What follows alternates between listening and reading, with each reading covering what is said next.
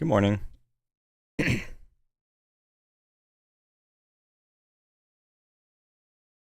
myself echo. Turn that off. Like we got another slow day on our hands. Just looking at the scanners. Oops, JLH. JLHL. Weird ticker. So this is interesting, actually. This just popped up a little bit. It's got high volume selling and light volume right now, but it's very close to blue sky at 1750. 1749.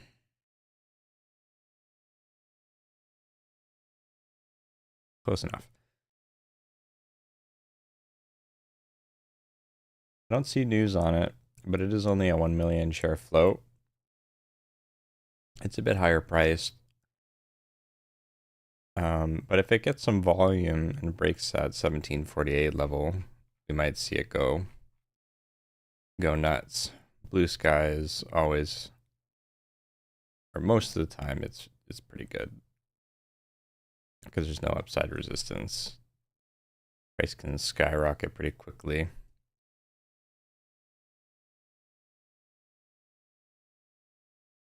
But it is Chinese, so we have to acknowledge that it's higher risk. It is up 24% right now. Other than that, the other two top leading gainers are WALD, which is a higher float and a lower price, SIMO, which is a higher price and a higher float. So I'm not interested in those two.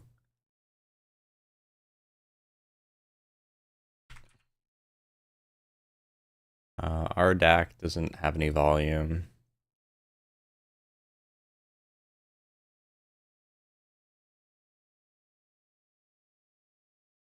This is pretty much the only thing on watch for right now. I'll check the continuation stocks as well.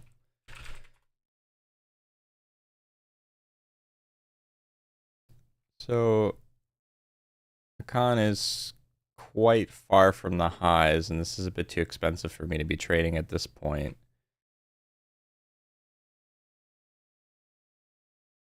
EDSA above 16, pretty expensive.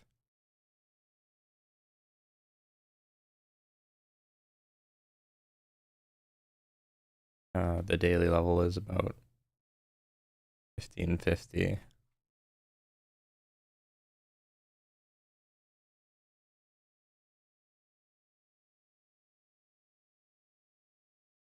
Not particularly interested in that either.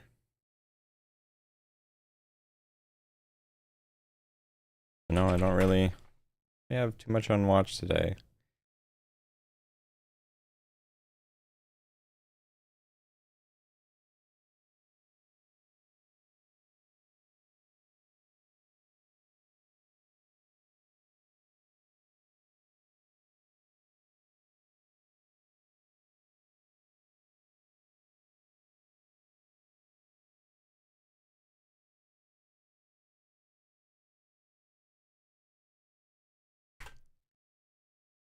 S&P 500 has just kind of been going sideways. It seems like US oil is at all-time highs.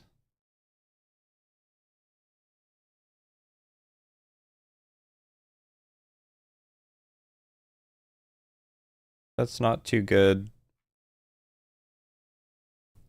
I fear that market sentiment in the S&P 500 is going to shift soon. When we start really seeing the results of the increasing price of oil, it's going to affect the global economy.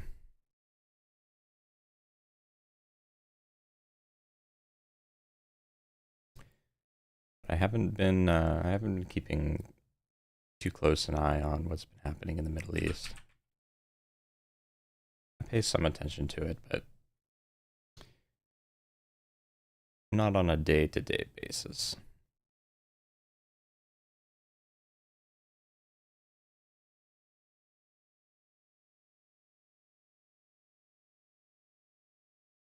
We're just chilling for now, waiting for 7 a.m.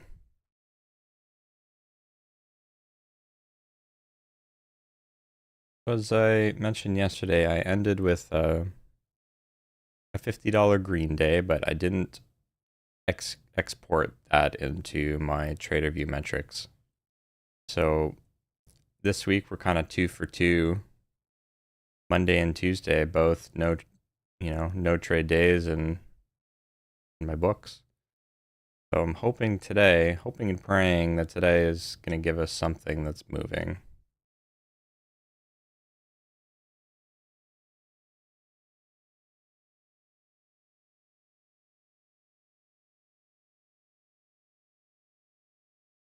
I would like to finish the week strong so that I can go into next week, potentially next week, beginning of May,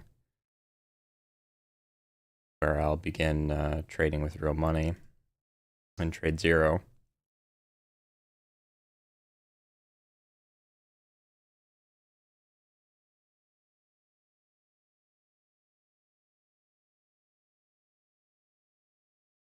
If we finish the week with nothing, then I will have to reconsider extending my trading with real money by a week or so until market sentiment heats back up again. Because what I don't want to happen is I don't want to start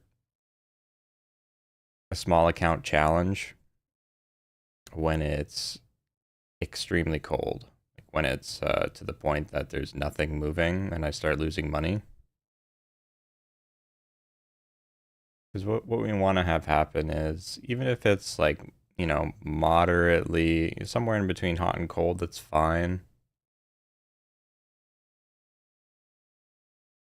I can at least keep my head above water with that and slowly make some profits.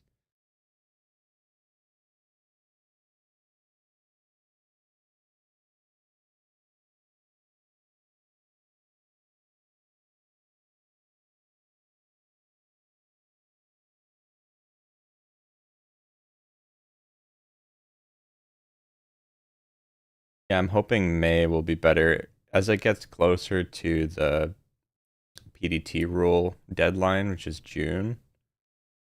I'm hoping that the market is going to heat up. And I want to be able to prepare for June.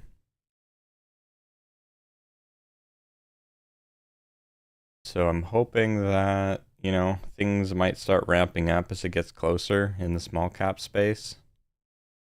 But we will have to see.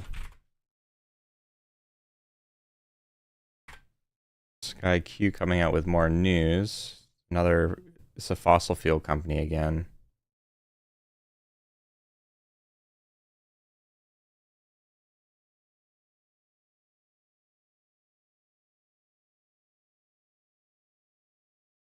It's only up 13% though, and we're still at the lows here after this move, so relative volume is really low.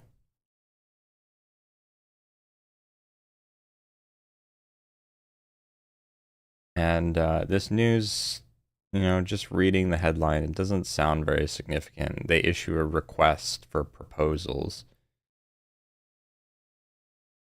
Let me read it. Let me read what the news is here. Issuing a request for proposals to engage partners seeking production opportunities to accelerate the development of its 180 million barrel oil sands resource.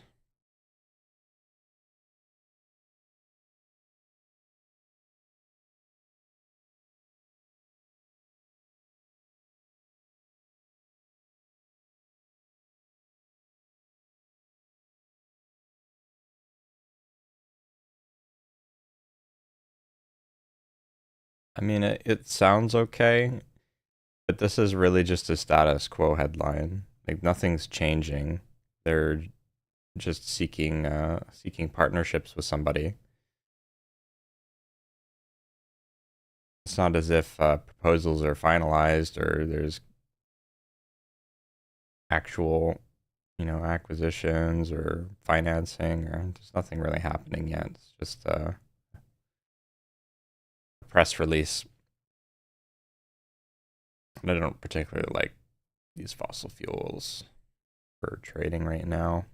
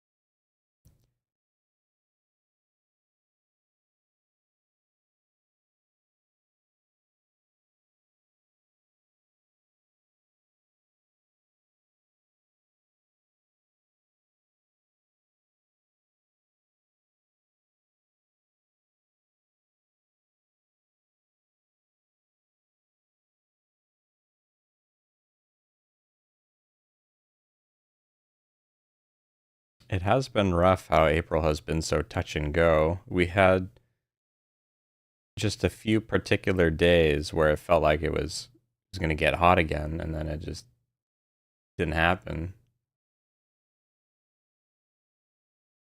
We had those 2 days, Friday and Monday, where things were looking good, and then it all disappeared.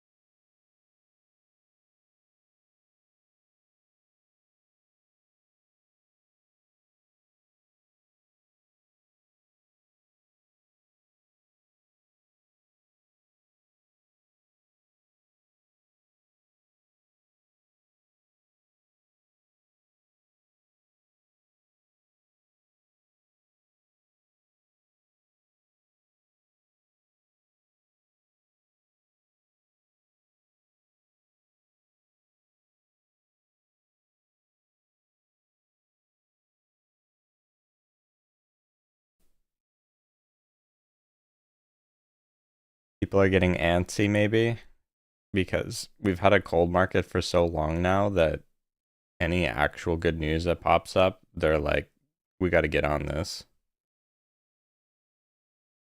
That would make sense. People are waiting now.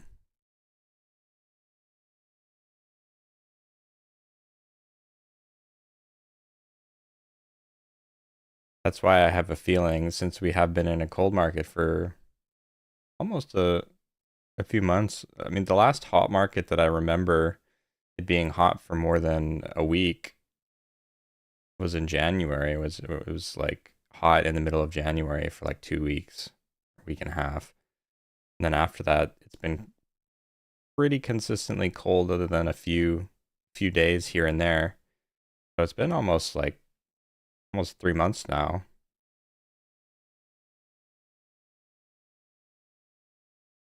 February, March, April. Yeah, it's basically been 3 months.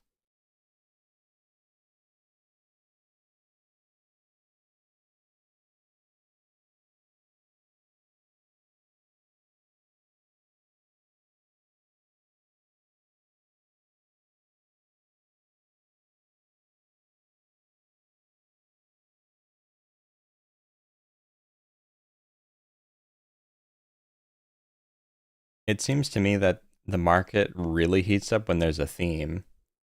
Like when there's some sort of theme that comes out that traders can jump on and get excited about, 2025 was hot because of the crypto boom. 2020 and 2021 was hot because of COVID. And there were a lot of people at home trying trading for the first time.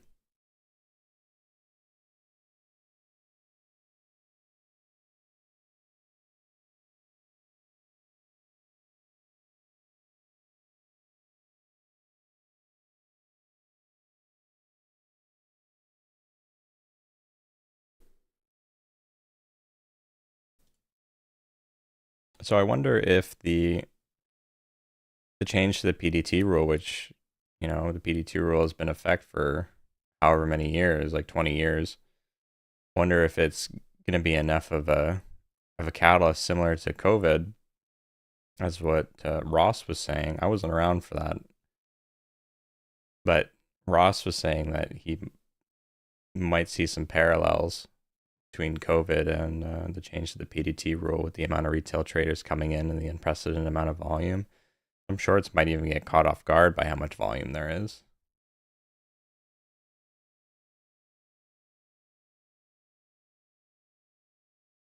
But the thing about that is that the change to the PDT rule doesn't give us like a thematic headline. There isn't there isn't really going to be a, a crypto related headline or anything like that. But it was the same during COVID, I guess.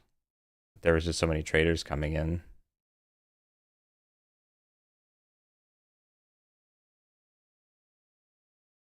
It'll be interesting. I'm excited to see it.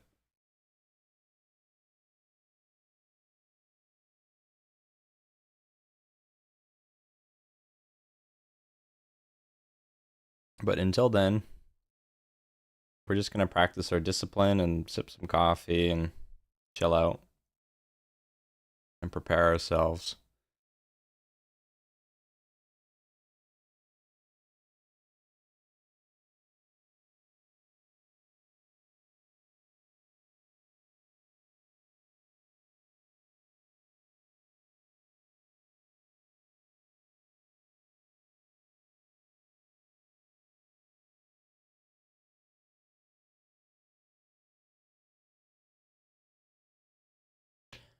I wonder about 2023. I know Ross releases his broker statements, but I'd be curious if he were to release his actual trader view metrics year to year, because I would like to see,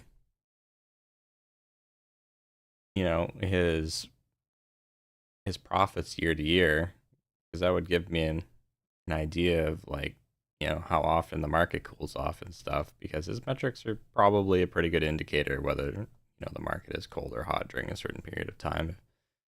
Because he makes 4 times the profits in a hot month than he does in a cold month. Oh no, Candyman, why?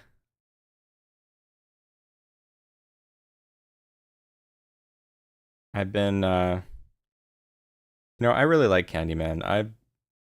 I've been popping into his stream after I finish my streams here while I'm working. I just have a stream up on the side sometimes and I listen to him talk. He's a Quebec guy. I have some Quebec friends. I'm a Canadian too. And I really respect how honest he is with, his P&L and his struggles as a trader.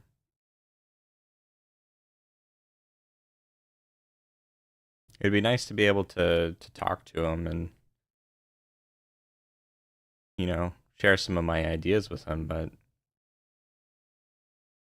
I'm just a nobody at this point. But poor Candyman, he has been struggling so much with discipline over the past couple of weeks that it's rough to see.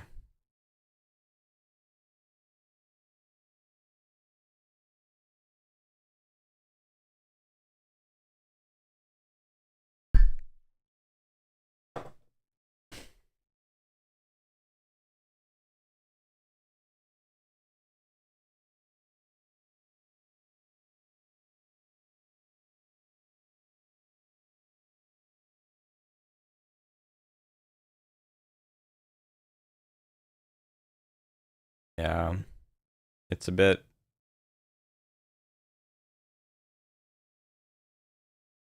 The thing about rules is that they exist to protect you from yourself. Um, so if you're incapable of controlling yourself, then having no rules means that you can basically do whatever you want. In the moment, your your logic kind of goes out the window. So you may think that you should be able to control yourself, but if you're the type of person that has a lot of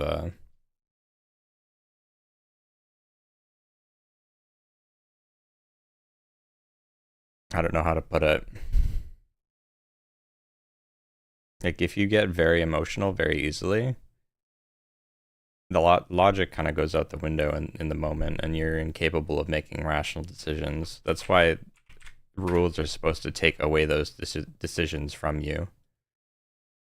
If it's a black and white and you break them, then you know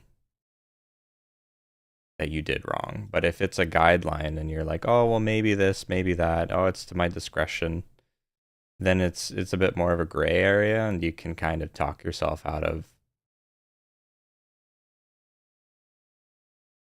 um, kind of talk yourself out of thinking that it's incorrect to do it, do what you're doing.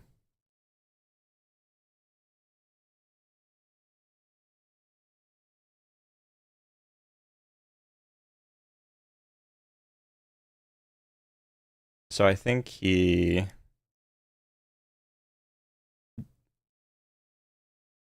did ask him what he thought his edge was on stream one time, and he said, in summary, that his like feeling of the flow of the market is his edge. That's kind of how he responded.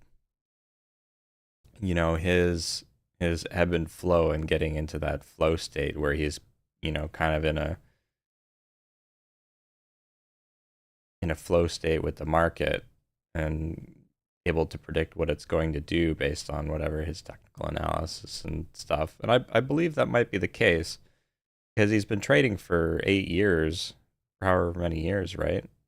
Like he probably has a better understanding of the market than most people do at this point, like intuitively. But the problem is that intuition goes out the window when you're emotional.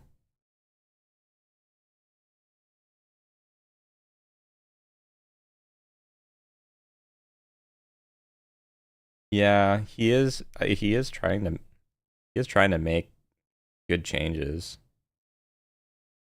Recently he's been like, well, I gotta shut down the station because I'm a closet trader.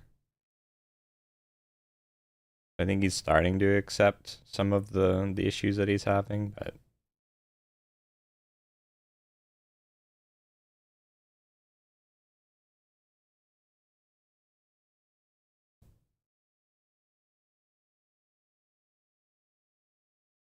hey Amro, yeah, I use Ross's momentum strategy. Very, very similar to his strategy, except I use a 2-minute chart and I have some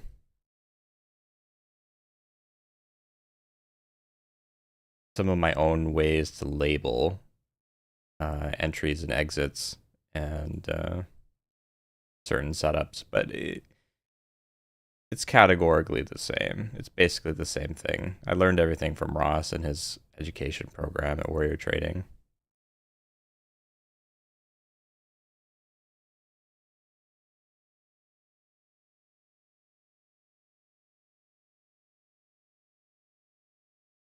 So SAGT, it's another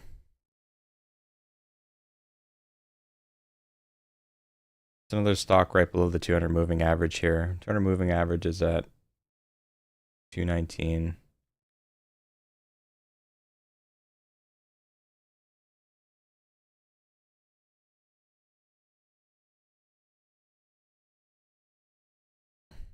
High is 227. 3 million share float. It's just a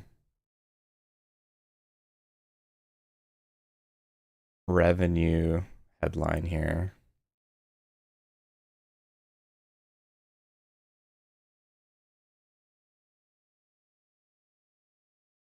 We have a bit of a divergence on the 2-minute right now with this high volume selling, but we are increasing in volume.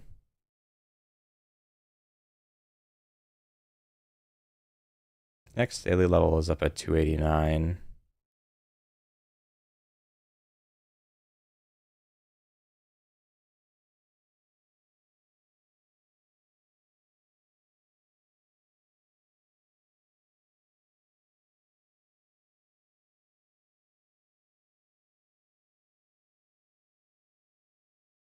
I don't like how this candle in the 10-second is higher volume selling. Like it rejected pretty hard off of 250 here.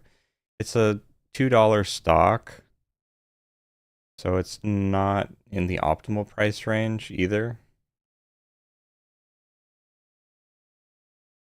So I'm not going to jump into this on breaking news. I'm going to wait for a proper pullback for a VWAP setup if it holds the 200 moving average.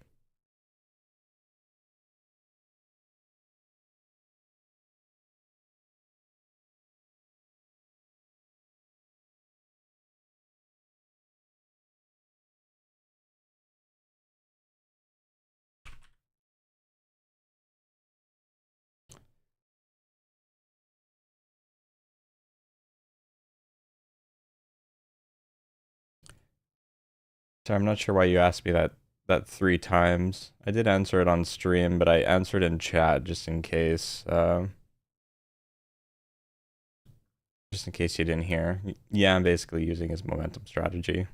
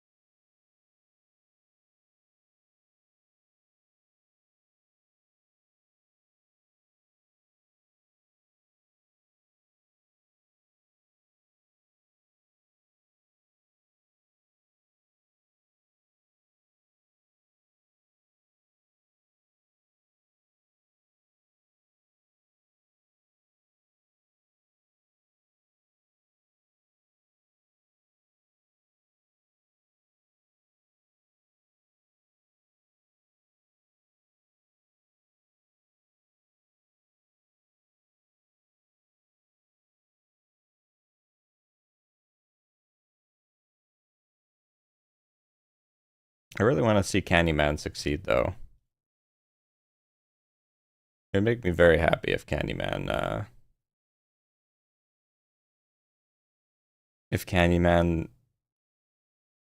digs himself out of that hole and learns how to exercise discipline. I think it would be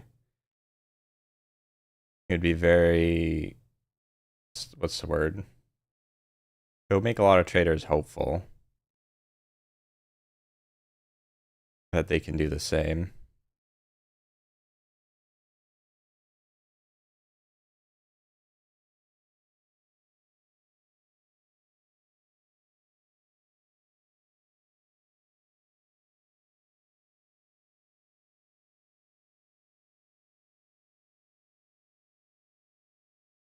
Yeah, no problem, Emro.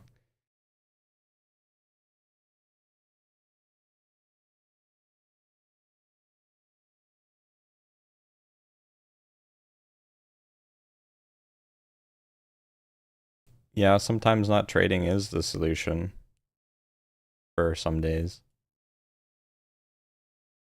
I am trying to do my best to follow Ross in his kind of ideologies regarding cold markets. We basically sit still until something that pops up that's worth trading is there.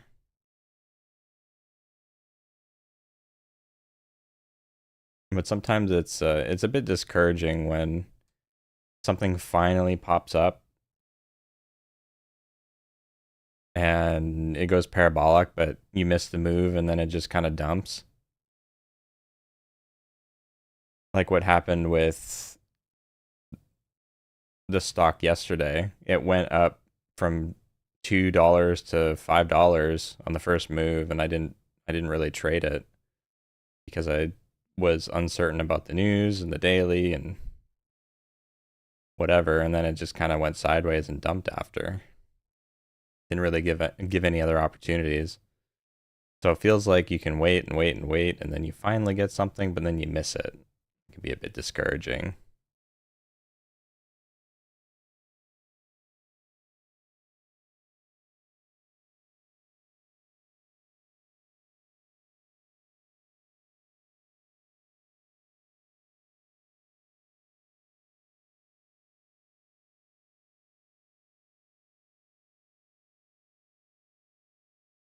I think it depends on where you're at in your journey.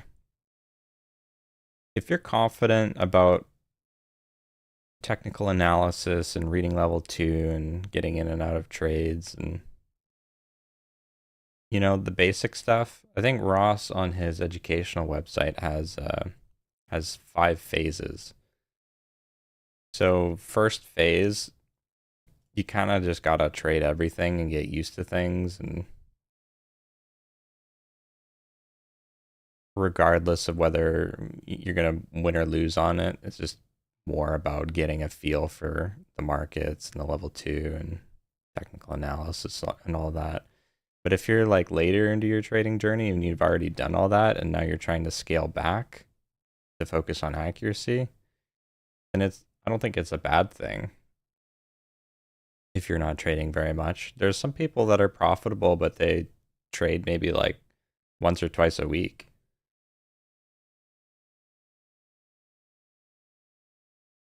But they're focusing on the absolute best.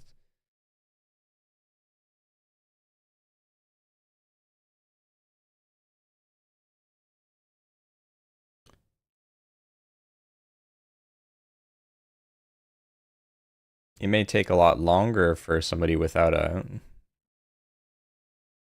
lot of seed money to be profitable, because or not profitable, but to make actual large amounts of money, because it would take a longer time to build it up. But even if you traded with 1,000 shares and you made, like, you wait for the very best and you make maybe 30 cents a day on average,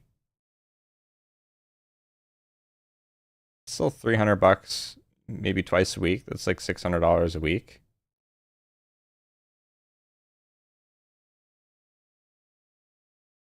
Still 2,400 a month.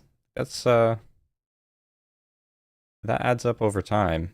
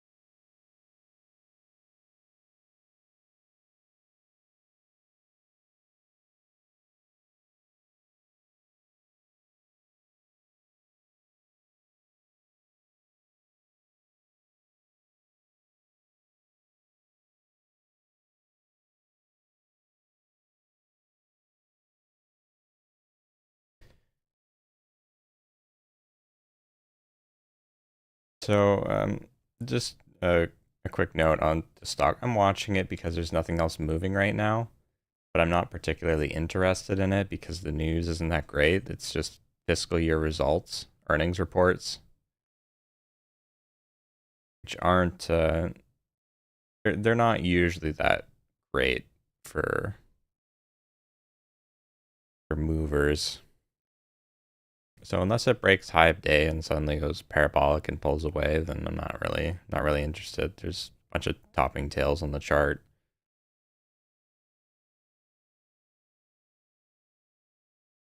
And we just saw it reject off of 140 again.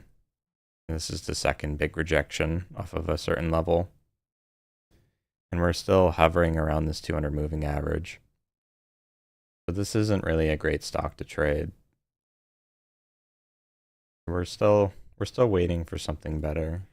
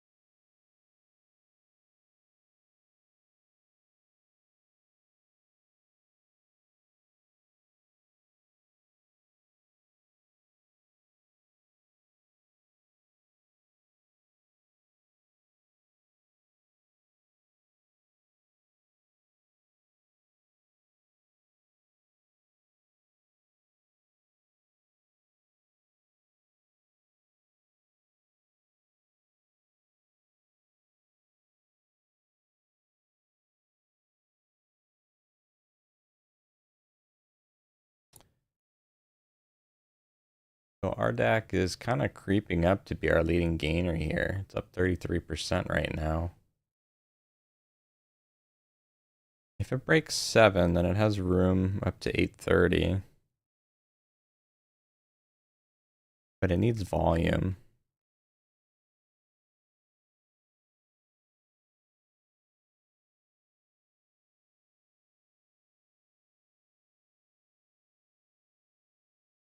But it's 7:30 right now, so we'll see if we get news.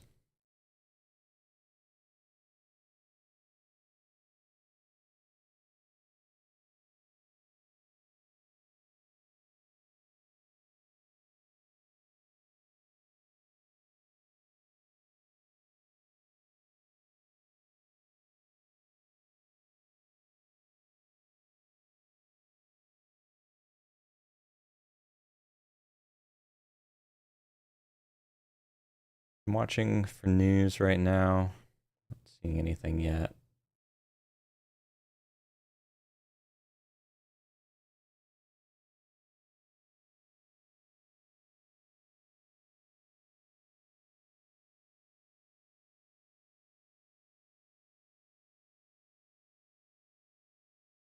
I pointed out JLHL this morning for the blue sky setup, but it looks like it's just been selling off all morning. That's not really on watch anymore.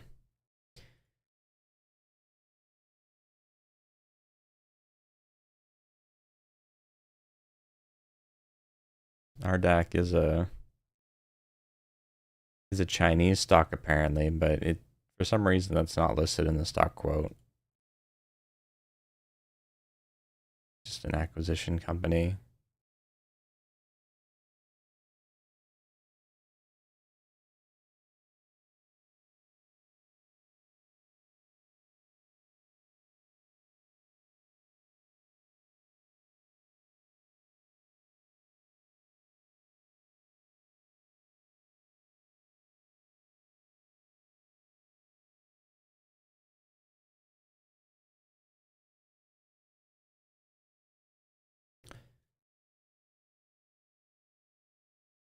It is something interesting to think about in terms of the quantity of trades that a new trader or someone maybe with not as much experience as Ross or an intermediate trader, like how many trades per day or per week they should be taking. Because it always has been a point of thought for me, because Ross recommends doing the one trade per day challenge and then slowly scaling up your trades per day over a long period of time. But I've never really done that. I've never done one trade per day. The main reason being that I wanted as much experience as possible, as quickly as possible. It didn't matter to me whether I lost on a trade, because to me that was a learning experience.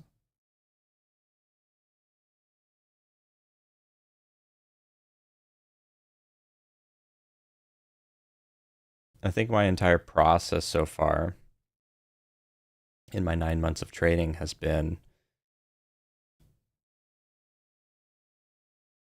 you know, first stage for me was kind of dipping my toes in the water, figuring out whether I wanted to do trading, whether I wanted to put the effort in to learn trading, whether it could be a successful business opportunity for me to try and, break away from the rat race, do something self-employed, do a 9 to 5. And that was just kind of messing around at that point. At the point, the second stage was the point where I decided, yes, this is something that I want to do. I was having fun. I could see the potential. I had explored a little bit of Ross and his crew to see if they're legit and if it's a source of information that I could actually learn from. And the very moment that I decided that I was going to go for it was the moment that I invested into his education and then just absorbed like a sponge for a whole month. Like it was just 1 month. I went through all of his courses. I did the capstone course. I took notes. I treated it like it was a university course, except I took it seriously and completed it within like 3 weeks to like a month and did the capstone course. And at that point, I was still trading every day, even while I was learning, so that I could apply whatever I learned. Trading in the simulator.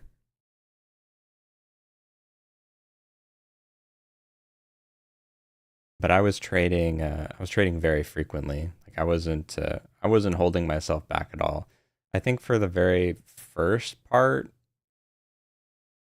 I tried to emulate Ross, but I realized that my experience it just wasn't there. I just needed more experience. So I just started kind of trading everything, trying different strategies, looking to see if there were other content creators other than Ross that I could try and pull information from once I finished his courses. Once I finished his courses, a warrior trader. Yeah.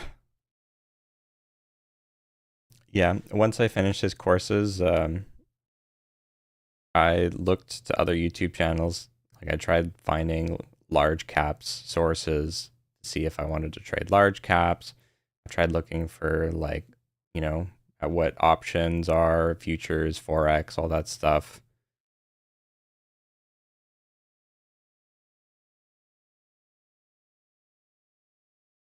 And I tried trading some of those strategies and I still found that momentum fit my risk profile best, but I still wasn't willing to do the 1 trade per day challenge. I think I mentioned before that, I felt a sense of urgency, like I needed to get as much experience as possible, and I felt like 1 trade per day would be limiting me. But on the other hand, I can see where he says that 1 trade per day is a good test of discipline. It's testing if you can stay disciplined and testing that you can maintain a higher accuracy. Because if you start with a good baseline, you can always go back to it. Like if you start increasing the number of trades, but you suddenly become unprofitable, then you can always take a step back and go back a previous phase. So his way of scaling up is very long-term focused, very, very safe. It's meant to try and cover as many people as possible so that they don't get discouraged. and it's supposed to keep them in the market for as long as possible. But I don't think the one trade per day thing works for everybody. It does work for most people, but it doesn't work for everybody. Some people have the ability to take several kicks in the teeth and still get back up off the ground. I'm sure Ross himself, when he started trading, wasn't a one trade per day type of trader. He said that he was trading everything, and he scaled back his trades over time. He went through his metrics and he figured out what was working and what wasn't working, and he just removed what wasn't working, and what was left was small caps.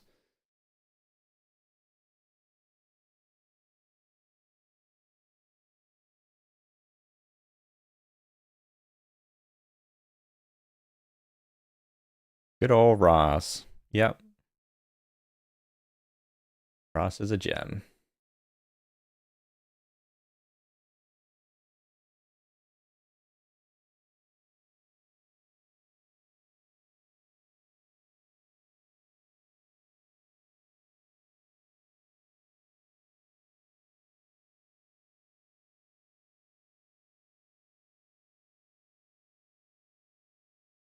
Oh yeah, don't get me wrong.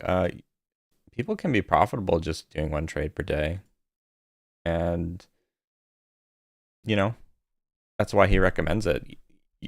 Start small, and then set your sights higher once you've achieved doing the small thing, rather than setting your sights too high and then getting discouraged. I think that's the idea. And one trade per day, like 10 cents per day, I can see where he's coming from, right? Like if you're making 10 cents per day on 1,000 shares, that's $100 a day. That's $500 a week. That's $2,000 a month. It's basically a paycheck. You scale that up, 5,000 shares, $500 a day, 2,500 a week, 5,000 a month. Now you get somewhere. And 10 cents honestly isn't that hard. But so SAGT is making a lot of noise on the scanners, but like I've said before, I'm really not interested in this since it's just earnings, and it once again it rejected off of this level at 250.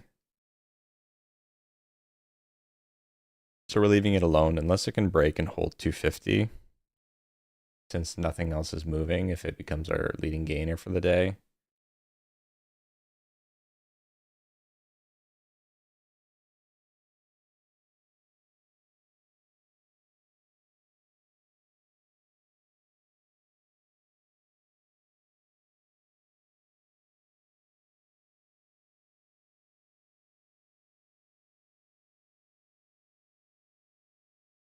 It's definitely hardest during a cold market when you don't know. Like you kind of lack courage to get into a trade because you're afraid because of how cold the market has been, how many false breakouts there are, and how little volume there is, and there's nothing moving. So sometimes you're just not ready, and like you're in a relaxed state, and you're just kind of like, well, it's another day. We're just sitting. And then something like what happened yesterday pops up and goes parabolic, but then you don't get another opportunity on it, or bird pops up and your first trade on it ends up going red because you made a miscalculation. It can be difficult. Yeah. I think I'm still in the process of learning how to be,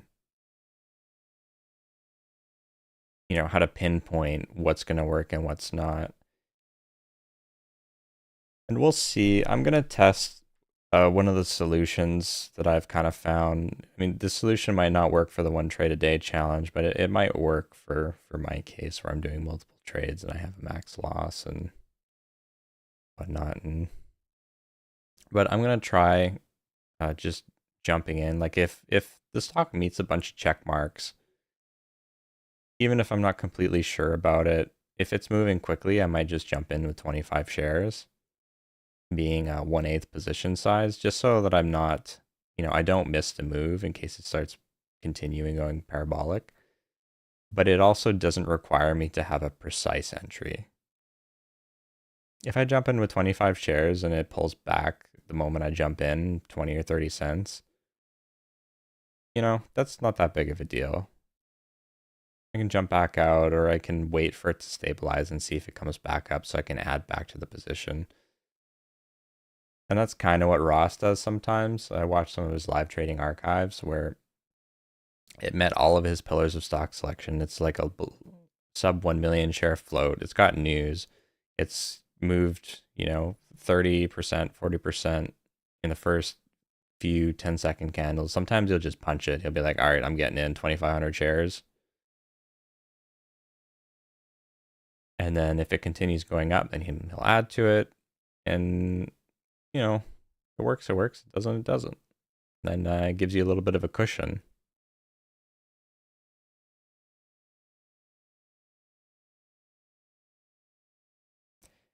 It's kind of that fear of loss is keeping you from entering the trade. It feels like, or that's what it keeps me from doing. It's like I have to find the precise entry, so I can't mess this up.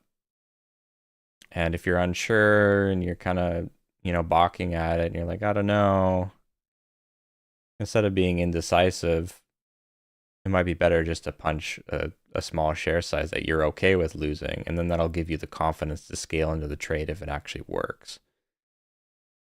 That's my solution right now. We'll see if it works. Those are my thoughts about it, at least. But scaling in and out of trades is also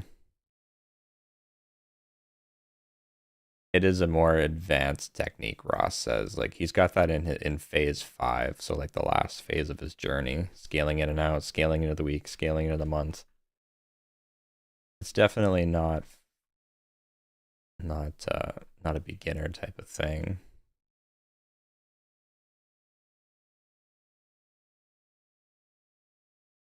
In some ways, I'm a beginner, in some ways I'm an intermediate. But I feel like I can handle scaling, at least. We'll see.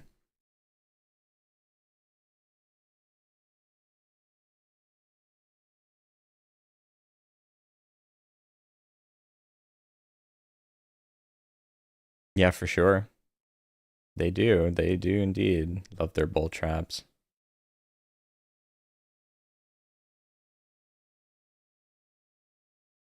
Can be the opposite too, though. I've noticed that bear traps in a cold market, because short sellers are more active and they're more aggressive. When something finally isn't working in their favor, it can be a big short squeeze.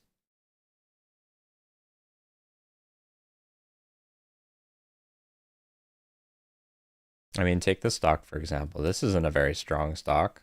It basically sold off, but it didn't end up breaking down the 20 EMA here. It kind of held steady at 2.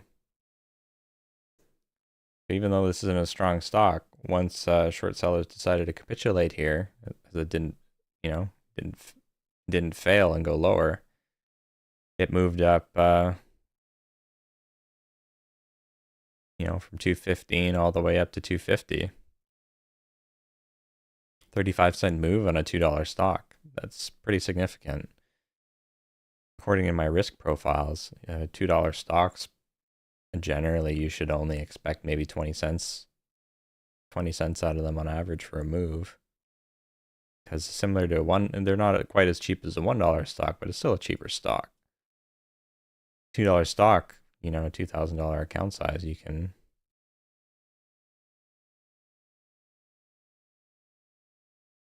still buy a ton of shares.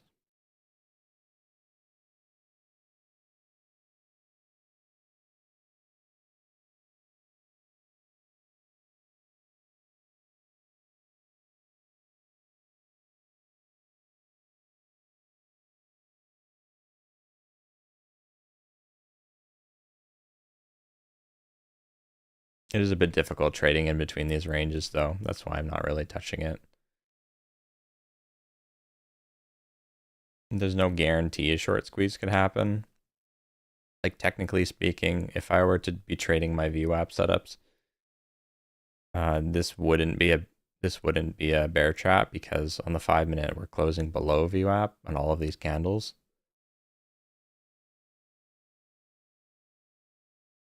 Hold up. So we're coming up to high of day here in SAGT. So we'll see what happens here.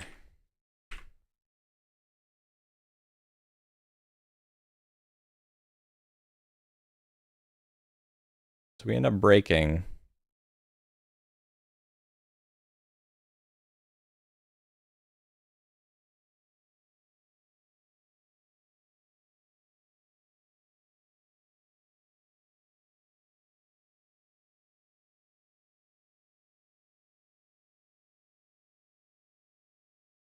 I don't like this high volume selling back here.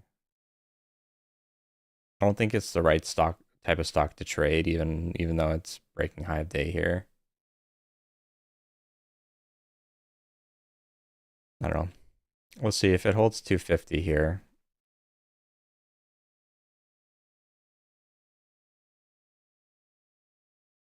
Now we're forming a shooting star on the 1-minute.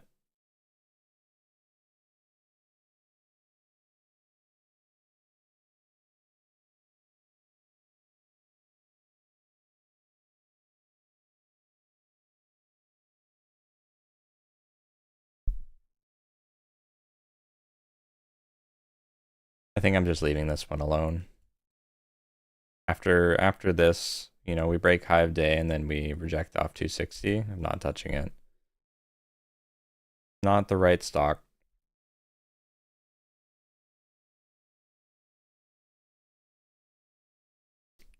Yeah, speaking of bull traps, here's one right here.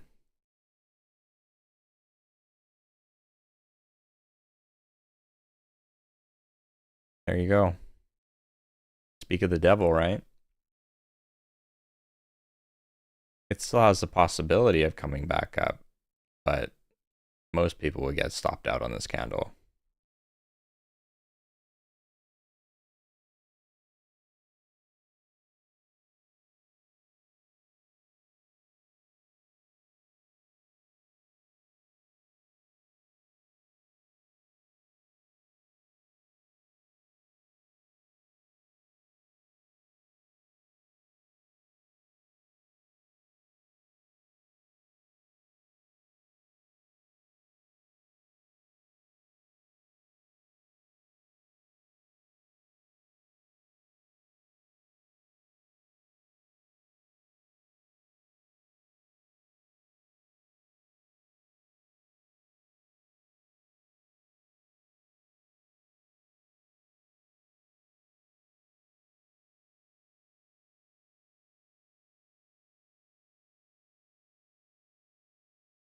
I mean, this stock also has daily resistance at 289, daily resistance up here at 330.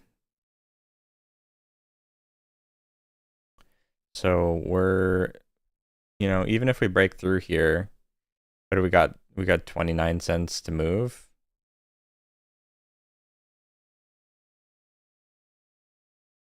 And then let's say we break 289, we got 11 cents to move to 3, and then we break 3. Okay, we have 30 cents to move.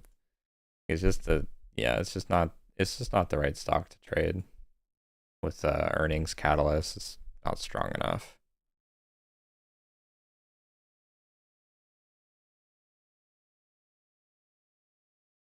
Just a grinding, yeah, just a grinder.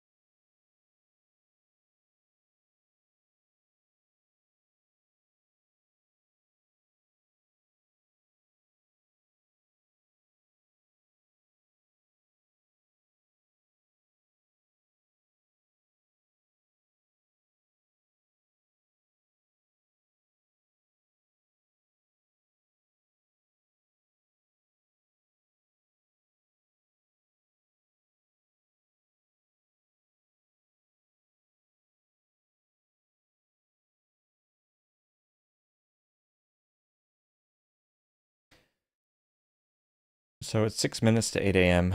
So I'm just looking for fresh news, something else to move. I'm not interested in this.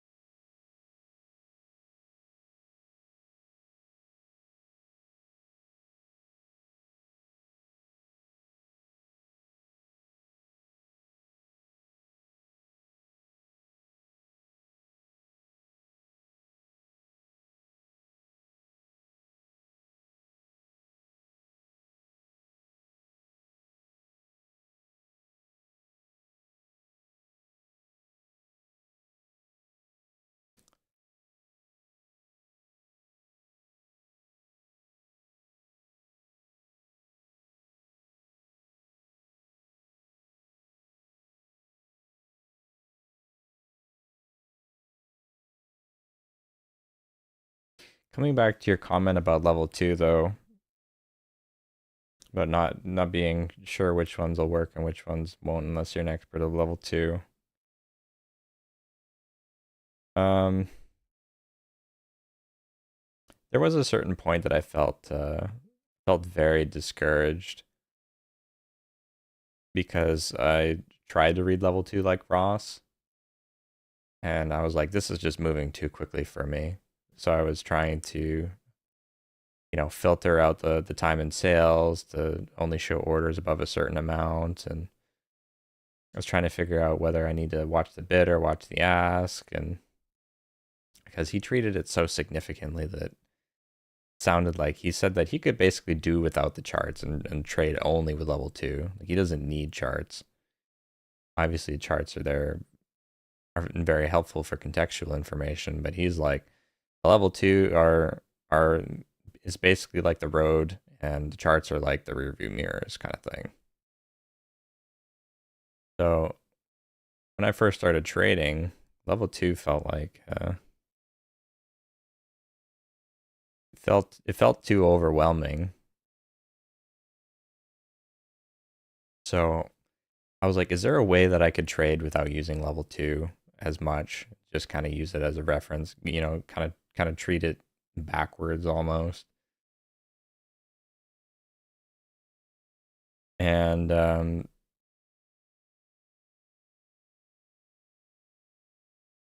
over time, I came to realize that yes, the level two is in small caps is as important as Ross says. But I don't think that level two is the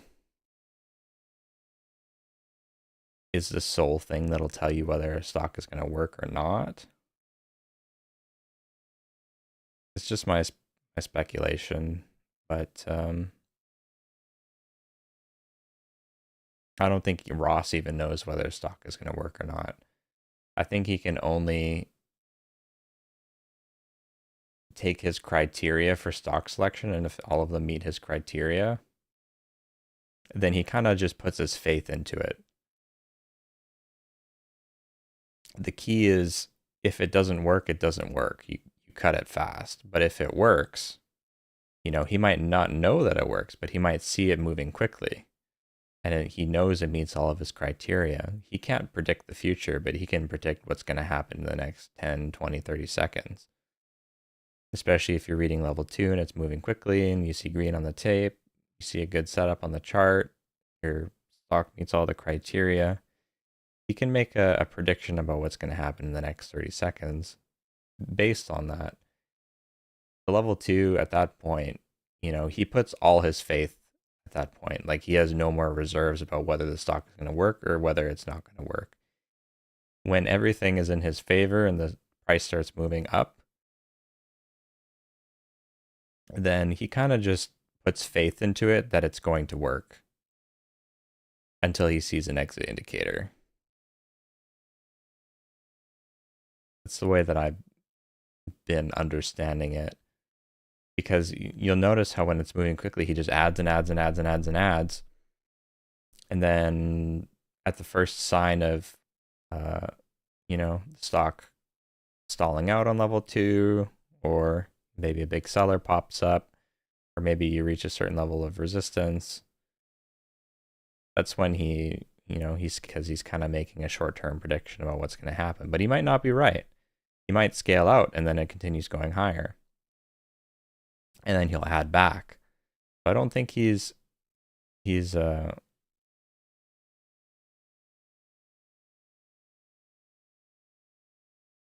I don't think he's using level 2 to know whether it's going to work or not. I think he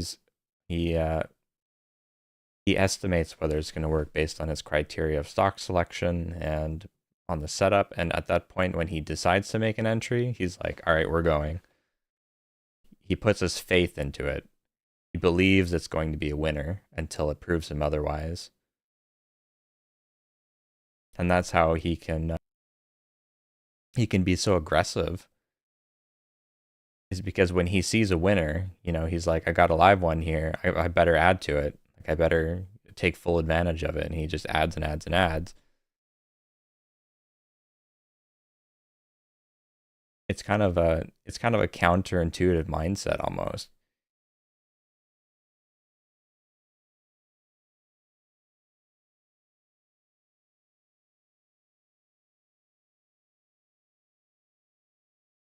That's the way I've been seeing it, at least.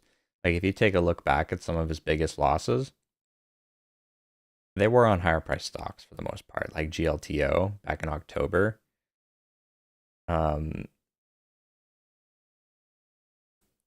He got into the position and it squeezed up. I think it was at like $30 or something. It squeezed up and he kept adding. Like 31, he'd add. 32, he'd add. 32.50, he'd add. 33, he'd add. The reason why he gets smoked on those higher price stocks is because he's used to putting his faith in them once they start working for him. But in the case of higher price stocks, it can reverse down 3 or 4 points sometimes instantaneously.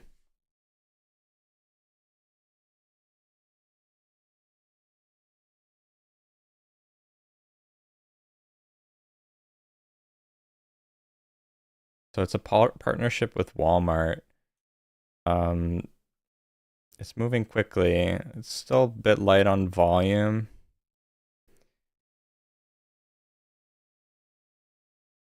$3 million share float.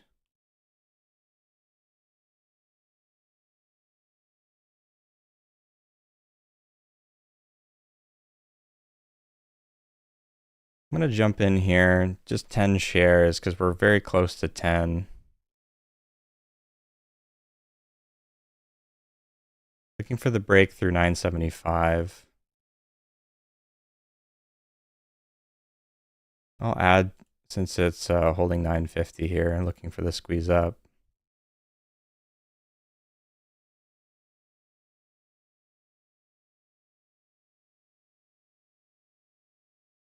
Adding for the breakthrough 10. Seems like we got resistance up here. I'm just going to get out.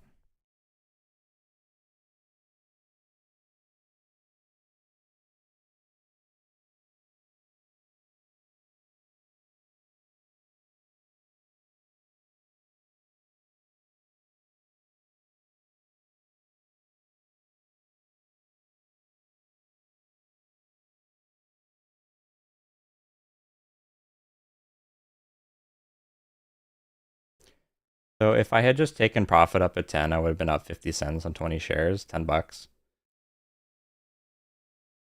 But I decided to add another 10 shares up at the break because this is a partnership headline, expanded partnership with Walmart. So I thought that maybe it might end up going parabolic because we have this daily level here at 10 and 23. So I thought it might pull away there, but it didn't. We're only down 40 cents. Not a big deal.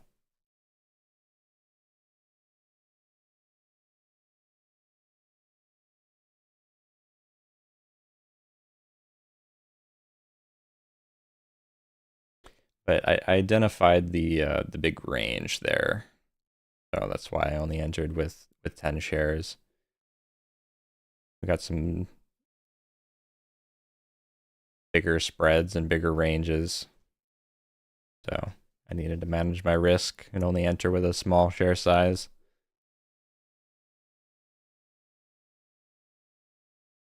Let's see if we curl back up to 10 here.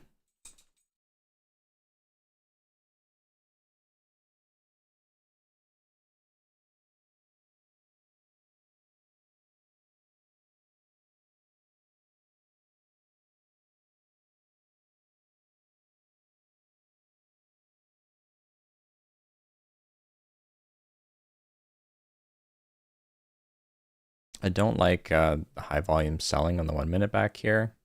And we have this divergence here, which is the shooting star on the 2 minute.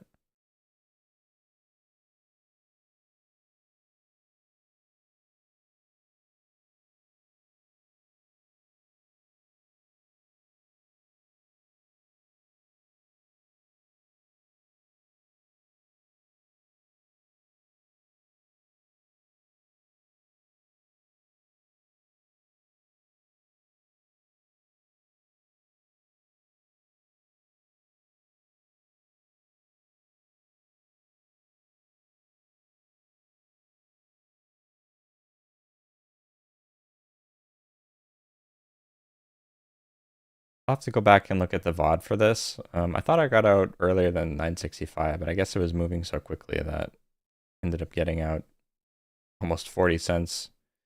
40 cents below 1024 here.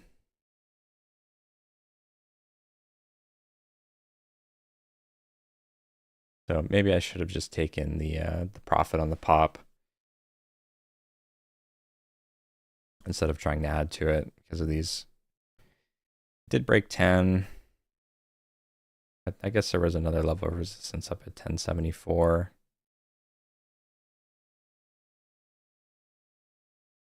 Maybe it would have been better to take profit up there.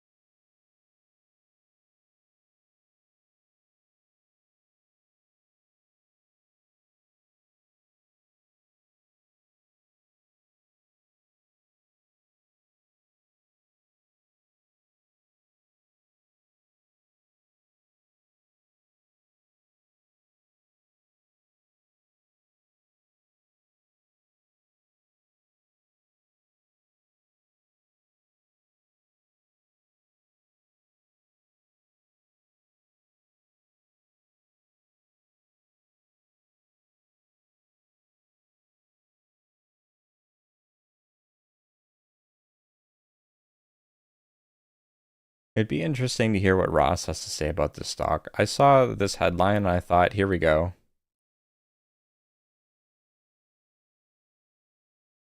You know, partnership with Walmart, expanded partnership. So I mean, it's not a new partnership, but I thought that this headline would be a lot more bullish than it actually was. We're only up 23% now.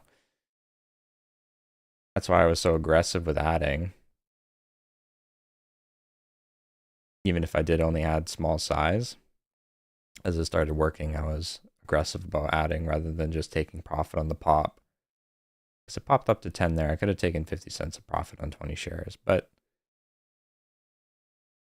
I saw the headline and my adrenaline immediately started going, which isn't a good thing, by the way. Let's remain calm.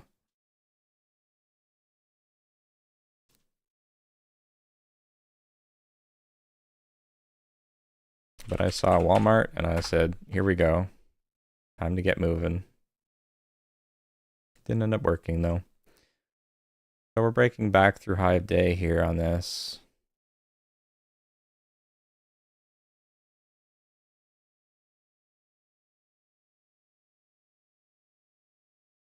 This is a stock I've said I don't particularly like.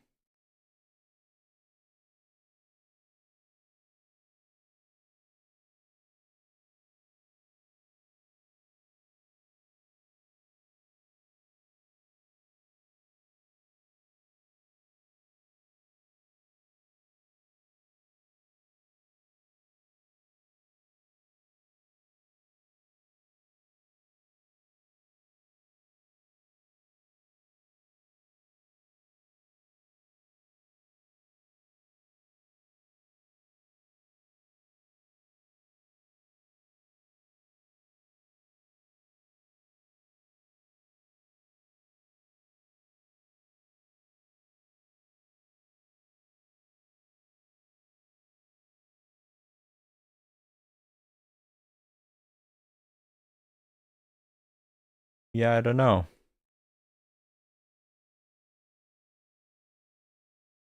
It seems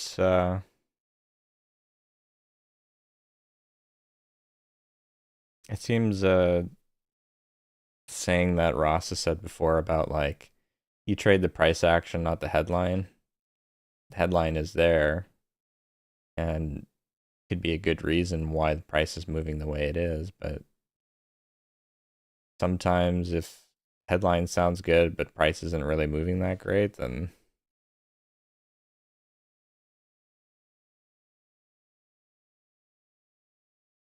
you got to read the price action over the headline. And in this cold market, the price action certainly hasn't been very consistent. It would be so much easier if we had a theme that I could rely on, like private placement or AI. I was hoping that after that move with Bird, that AI would become a theme, that we'd be seeing more news that would pop stocks up with that kind of theme, but we didn't really see very many of those.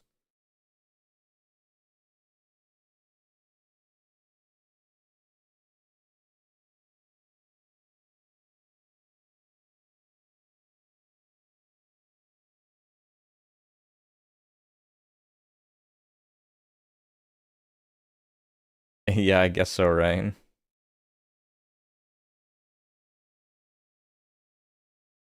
It's kind of funny though. It also distracted the some of the long bias traders. If I had seen this bull flag on the 5 minute, I might have considered it because this is a pretty obvious setup. But I mean, this stock hasn't been very trustworthy, so I don't even know if I would have taken it for the breakthrough 250 or not. Probably not. Even then, it only moved 245 to 270, 35 cents. It's not very significant.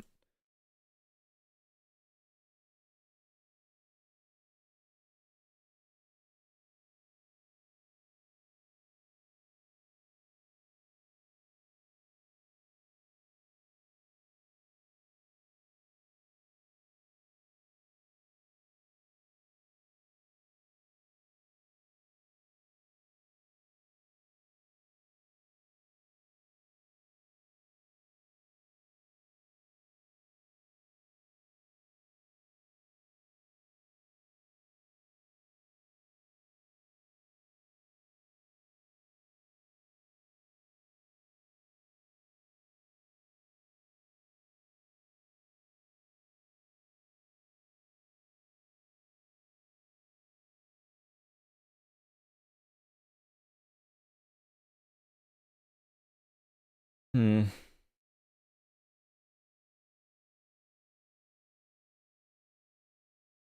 I think Ross made a little bit of money on AXIL, but he was trading in his taxable account. That's why right now on his stream on the side he's trading in the wrong account. So it doesn't show that he has any positions right now, but I think he made a little bit of money. I'm curious to know where he ended up getting in. Not sure where he got in, but it was probably on this pullback. Probably the same as me, where I added here.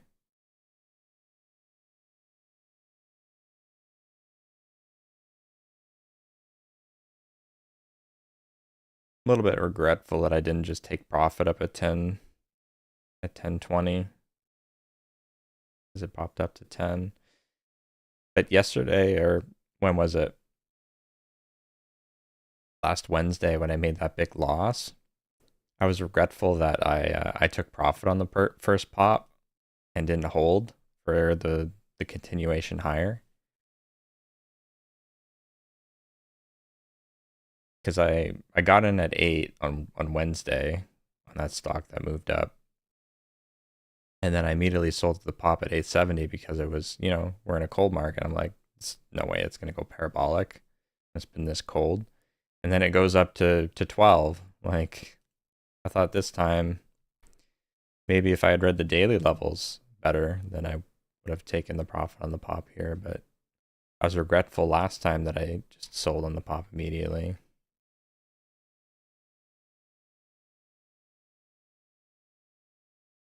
So RDAC getting some volume, but we're at the 200 moving average at 845 or 839 here.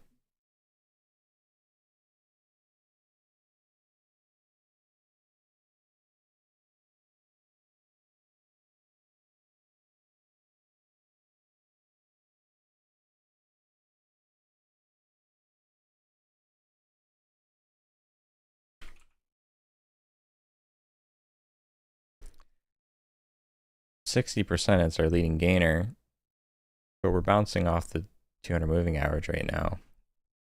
It needs to break and hold above 850.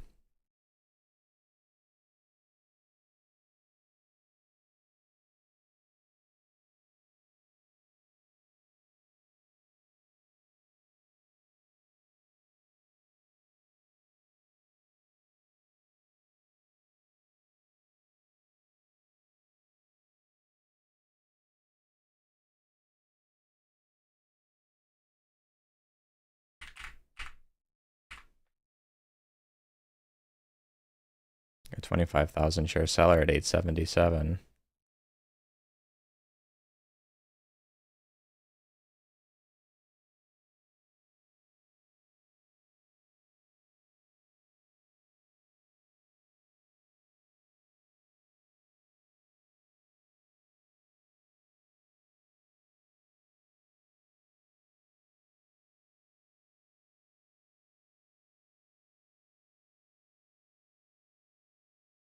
We're up 70%. It's our leading gainer.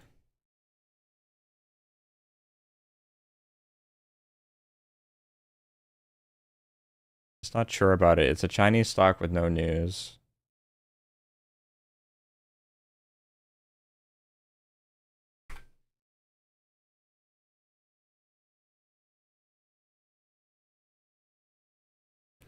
MNTS is getting a little bit of volume at the same time.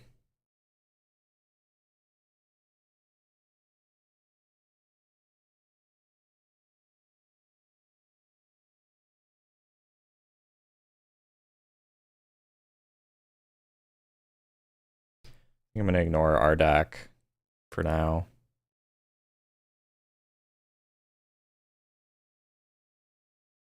MNTS Aerospace booked momentous mission advances through preliminary design review.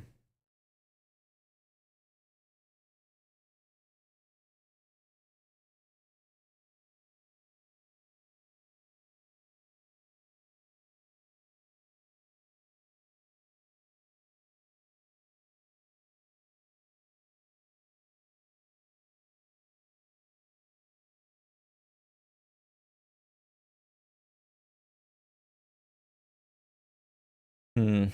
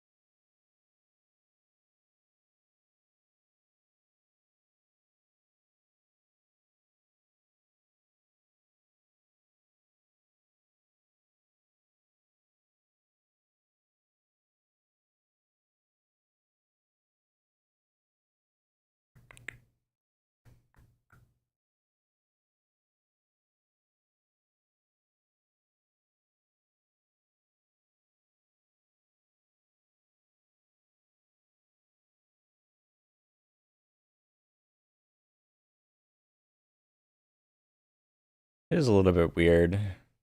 Sometimes it almost feels like whenever you have a stock that pops up with news, uh, it's like injecting cocaine into people. Suddenly, something pops up 50, 60, 70% on news, and then after that, then you just have a bunch of stocks making moves for a little while until people calm down.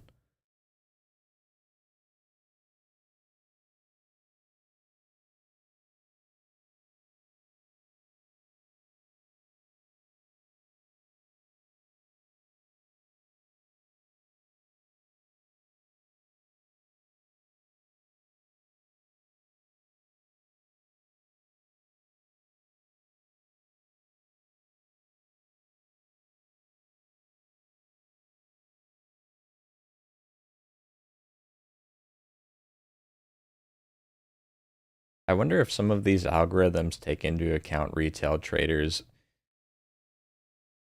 theoretical emotional state by taking advantage of other stocks like after they're making big moves, so that these Chinese stocks can like kind of pump and dump it.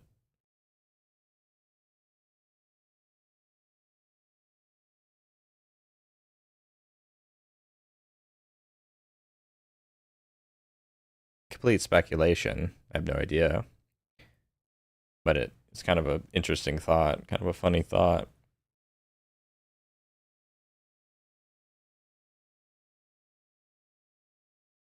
I wouldn't be surprised if such algorithms existed. Oh, the stock just moved up to 150%, but it's selling off now. All right, time to pump the stock because people are excited.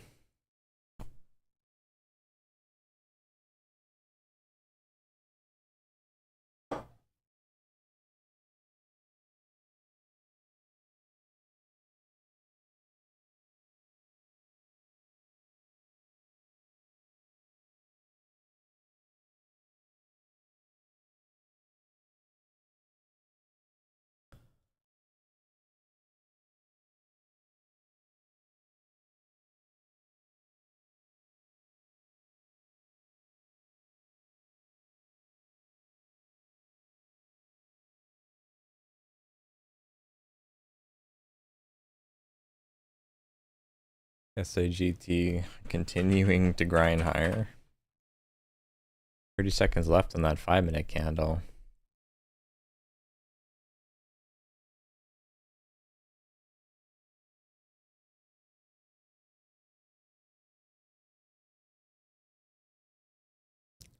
A lot of volume, 1 million shares of volume in that 1 minute.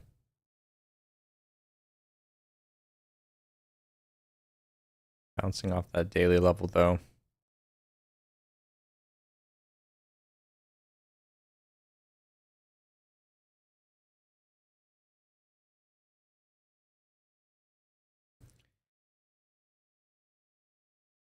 It's just too slow for me.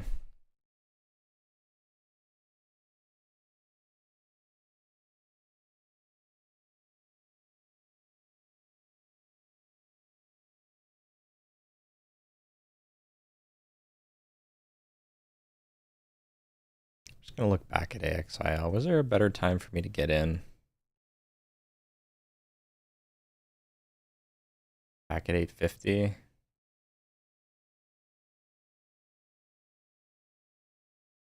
It's super light volume still then.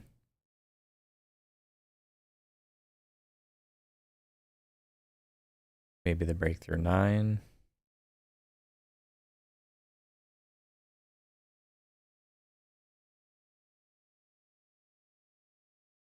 No, I still think that 950. It was okay. I think it was okay for me to get in at 950. Small share size and then add to it here for the first pullback. I think that was fine.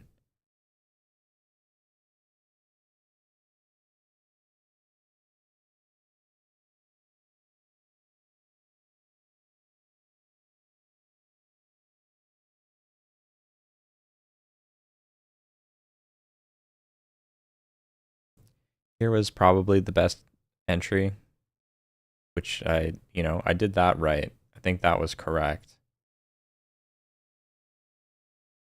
I just made a mistake. I just shouldn't have added up here. Close to resistance. I should have just taken the pop. But hindsight is, hindsight is 2020, I guess. If it went up to 11 or 12 or 13, then I wouldn't be regretful. I would have been happy that I added. End of the day, it's only a 40-cent loss.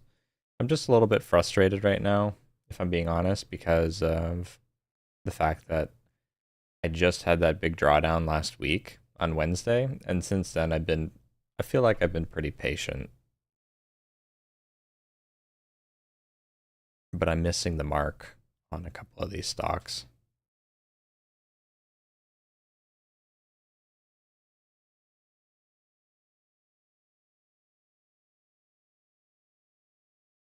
But we also didn't have anything on Monday. We had the market data crash on Tuesday. Last Friday, there was basically nothing. Waited the whole day. Basically just playing Slay the Spire. Thursday, I don't recall there being anything either. So it's been 4 days now, and this is the fifth day, and we haven't really had anything that's held up all day today either. It was just a bit frustrating that I missed the one opportunity.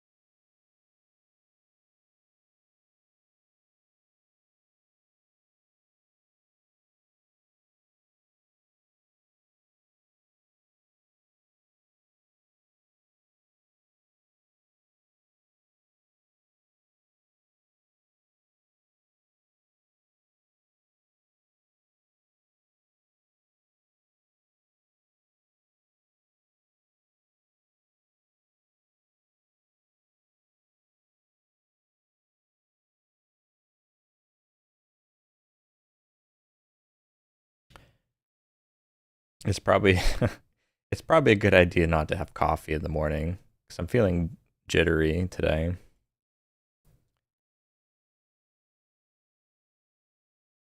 Could have also been a reason that fueled me to have some adrenaline whenever that stock came out and to maybe add a little bit too excessively instead of just taking the profit.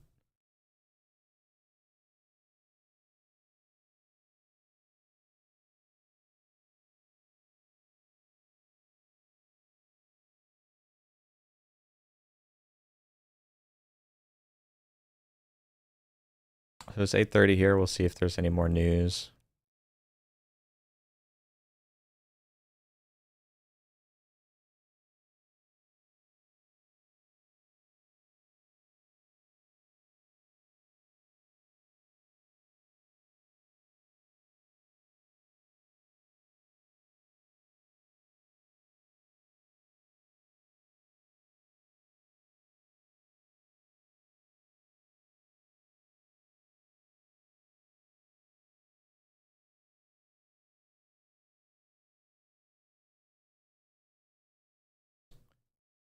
KNRX.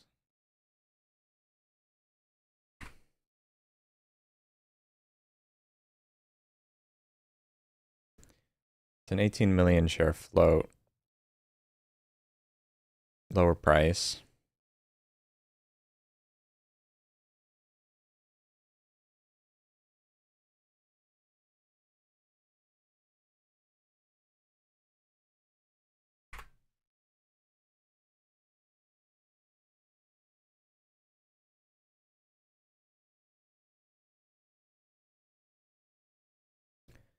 $80 billion market with new AI-powered XPO optimizer.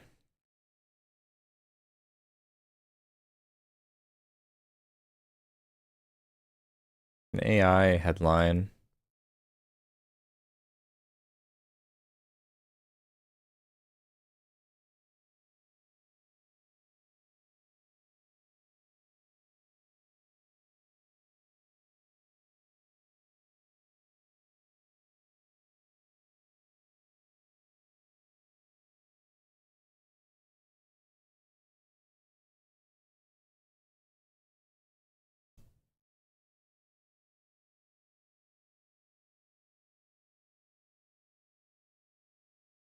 Con has some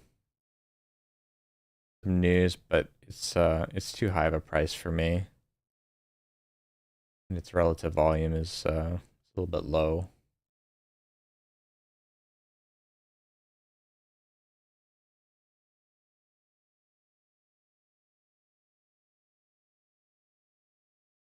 This stock now has some high volume selling.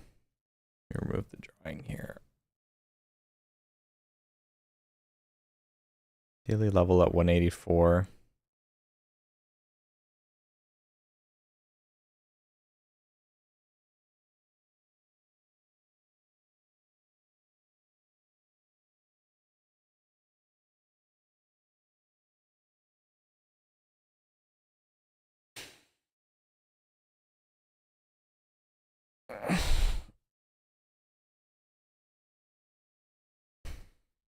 Kind of going sideways.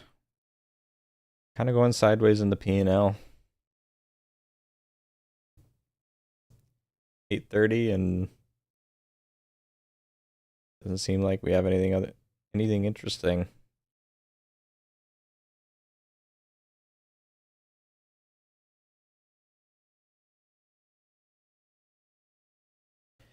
If I get a VWAP set up on CanRX, I might take it because high floats have been a bit more of a theme recently.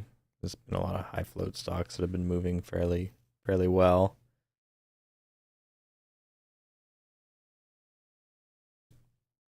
But only if it gives us a very obvious VWAP setup.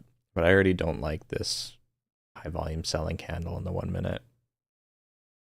Topping tail on the 2 minute, and we're about to close with the topping tail on the 5 minute. So this might not be the best option either for me. Which means that if we don't get any news at 9 a.m., then this is basically going to be another break-even day.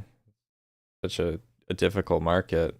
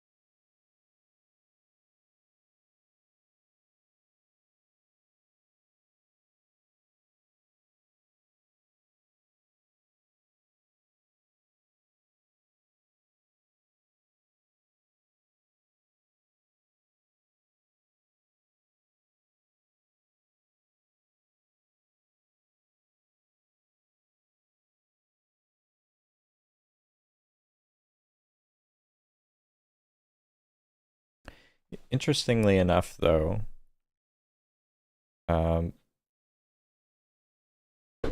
even though I kind of said that I shouldn't trade the opening bell without a cushion, the opening bell has kind of been the most successful recently. Like pre-market has been kind of just a wash for the past few months. Other than some occasional big movers.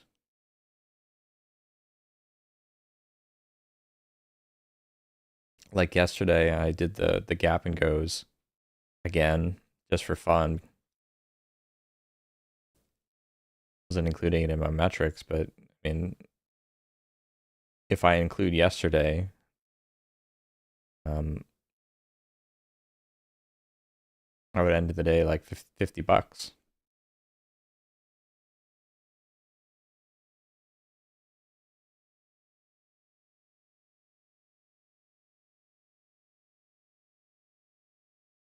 So I don't know. I'm slightly reconsidering what my rules should be for gap and goes at the open, it's probably still a good idea to, not trade gap and goes unless I have a cushion, because there's not very much time to recover a loss if you make a loss. But I do acknowledge that gap and goes have been working pretty well recently. So my gap and go setups,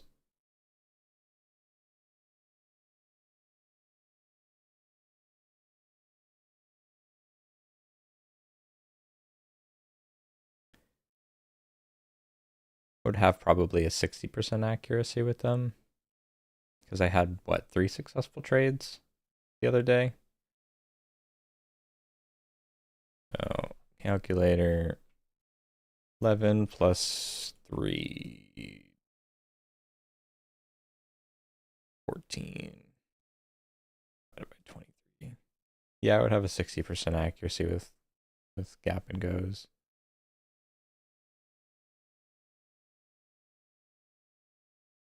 Could be that it was just a matter of not trading the first 2 to 3 minutes of the opening bell and waiting for a good setup.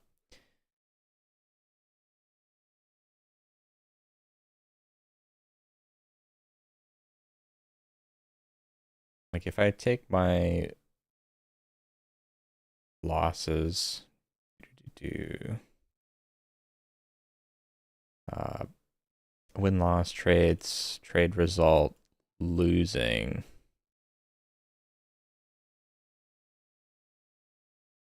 I go through them. That's one trade. That's a loser. That could have been avoided. 2 trades. That's 3 trades.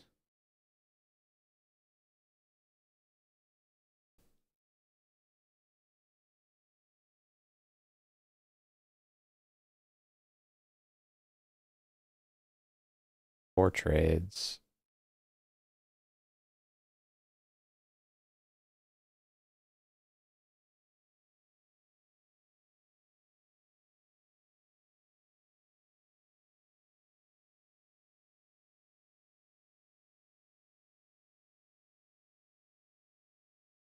If I take 4 trades out of my losing trades,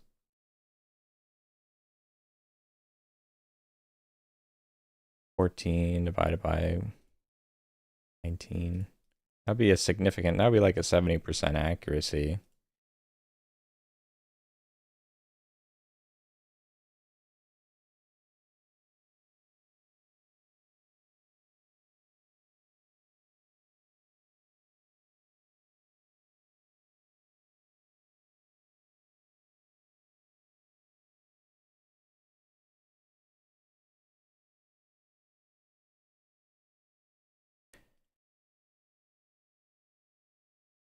I'm not sure what I should do about these gap and goes.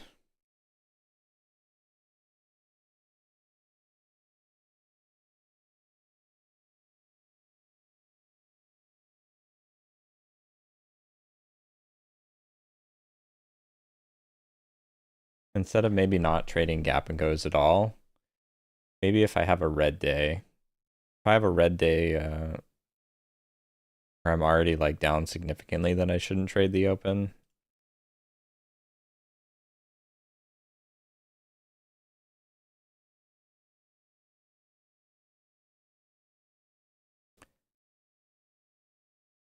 If I trade once at the open and lose,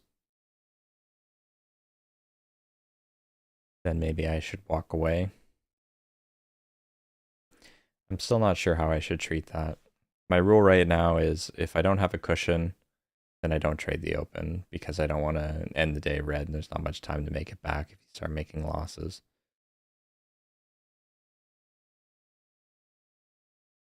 But if there's no opportunities all day and then there's opportunities at the open, isn't it leaving money on the table by not trading at the open? Or is it better protecting myself to not trade at the open because, it's a bit more volatile, a bit more risky? Not sure how to treat that yet. Having second thoughts about it.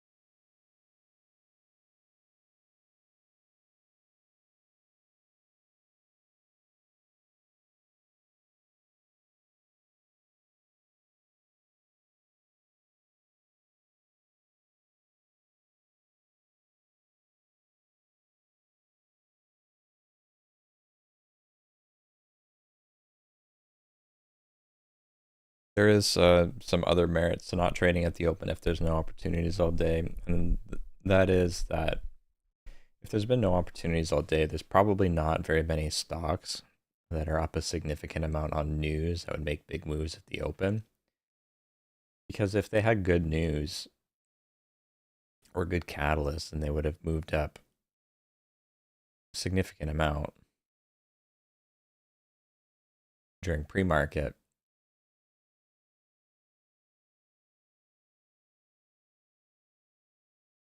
But in a way, trading at the opening bell is like a catalyst in of itself because of the sudden surge of volume of traders sitting down and coming in. They're just trading it for the first time.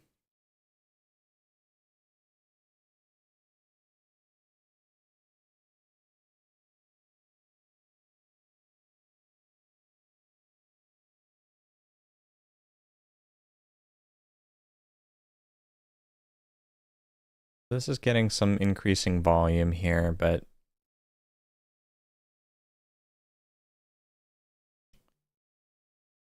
I don't have a proper VWAP set up on it. Right now would be a retest VWAP at around 170. What I would like to see would be a proper entry candle to form for me to get in. It is a penny stock, but I've said before that I don't trade penny stocks on breaking news, and I don't trade penny stocks on high day squeezes, but I would trade them on a few app setups if it gives me a nice candle to get in. It looks like it's not going to, considering that high volume selling on the 1 minute now. We'll see. If that candle closes red or green, it depends.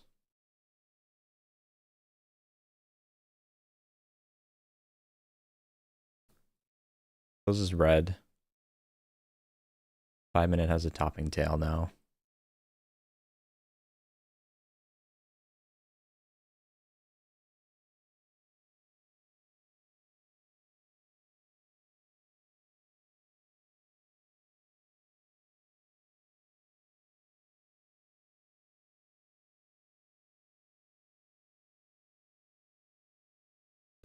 So the whole point, just continuing on with what I was rambling about earlier, continuing on, maybe for the discussion of my rules, if I don't have a cushion on the day, but I'm not red, I trade the opening bell, maybe I trade with a very small size, like 1/8 size if I see an opportunity. Because the whole point of that rule is to avoid big drawdowns.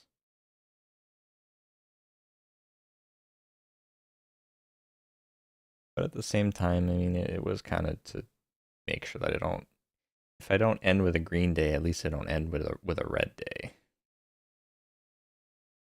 I'm torn.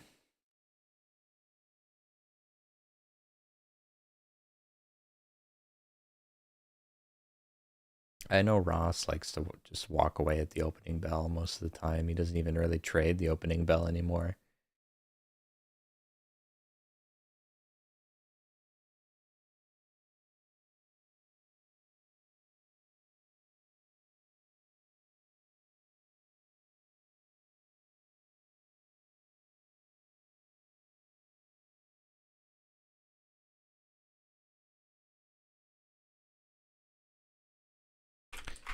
QT, QNTM, QNTM, whoops.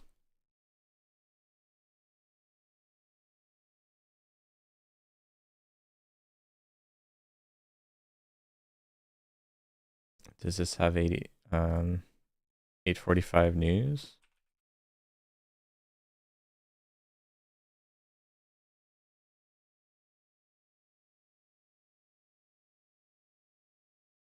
Daily level is 647.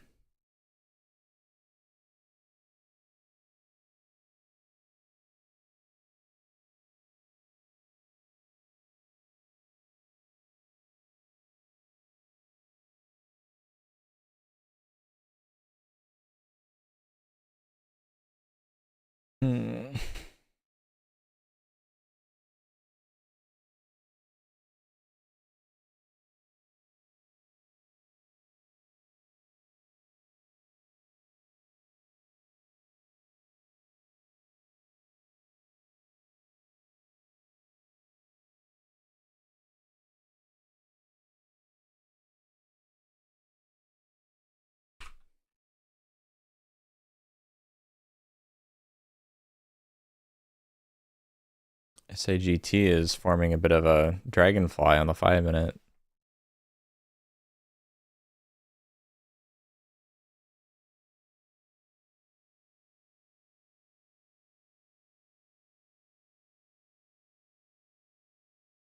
It's got a minute 15 left on it. We'll see how it ends up forming. If it does form as a dragonfly, then I might consider it, at least for a move back up to 289. High is 268, so I could still get 15 cents on it, potentially 15, 20 cents.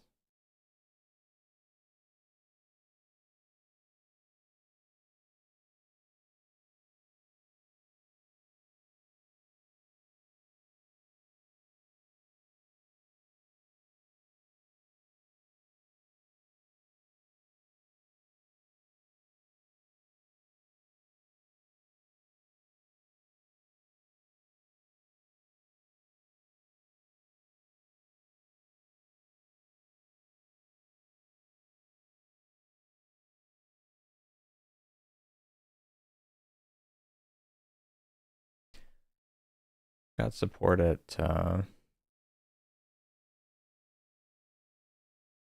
253 there.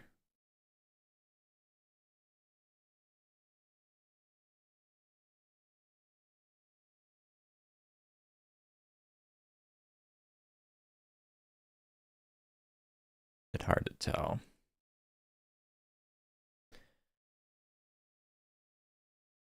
So it's not quite a dragonfly. 68. MACD is curling a little bit.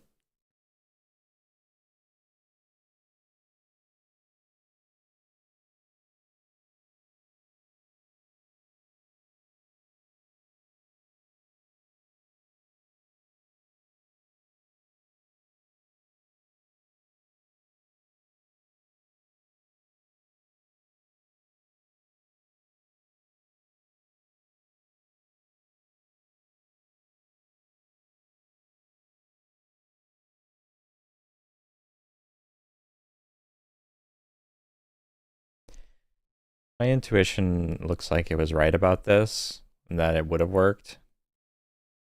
Got in at 270 here.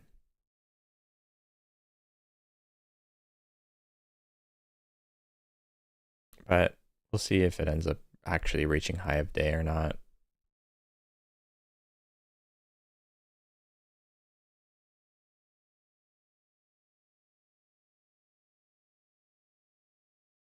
It's just very thickly traded at this point.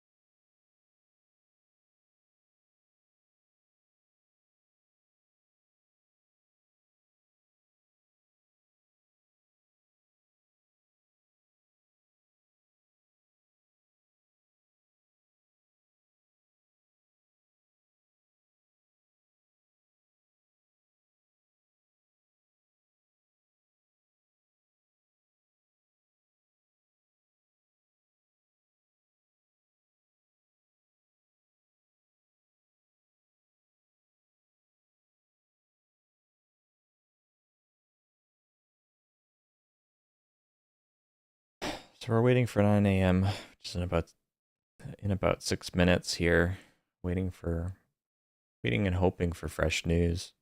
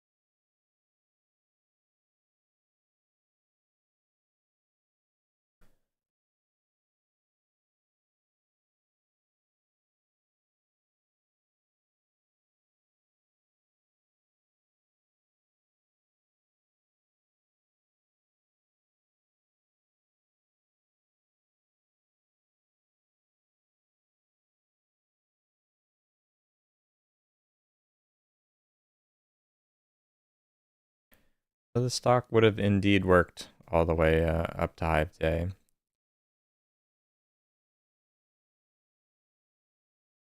But I probably would have sold at this tweezer top. So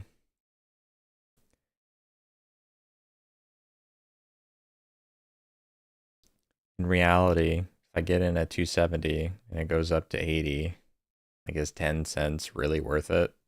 Worth taking the risk? Is it 10 cents worth taking the risk to get in on a grinder? I think the answer is no.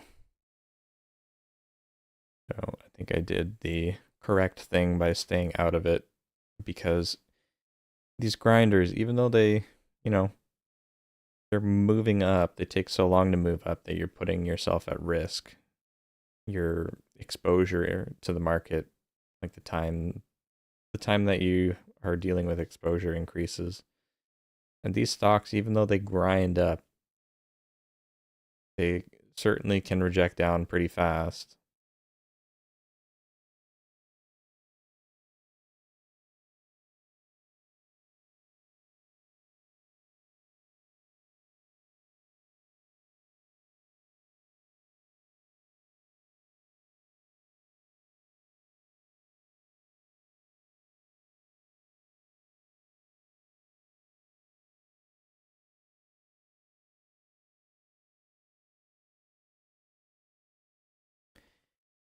It takes 5 minutes or more. 1, 2, 3, 4, 5, 6, 7, 8, 9. It takes 9 candles to grind up 20 cents. But it can only take one candle to drop down 10 or 20 cents.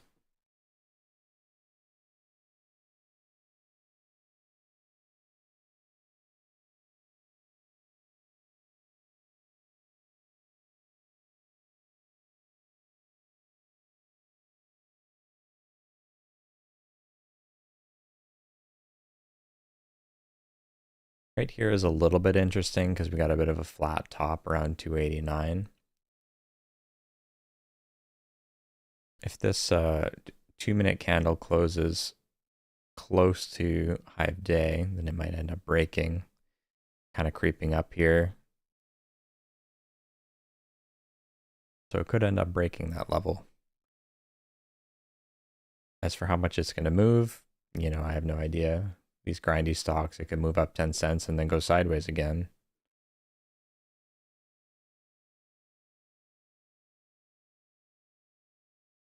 So I'm just going to wait for 9 a.m. Not going to touch it.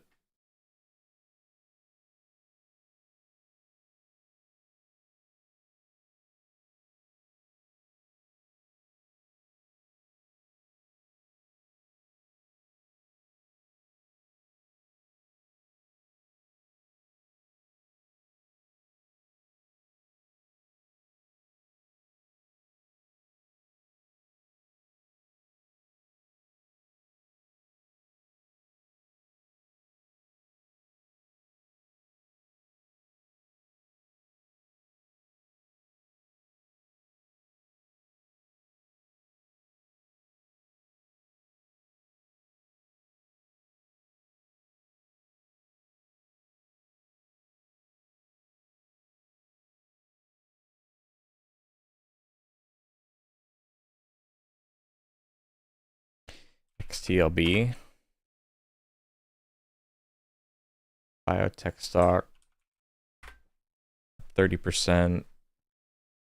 Acquisition headline.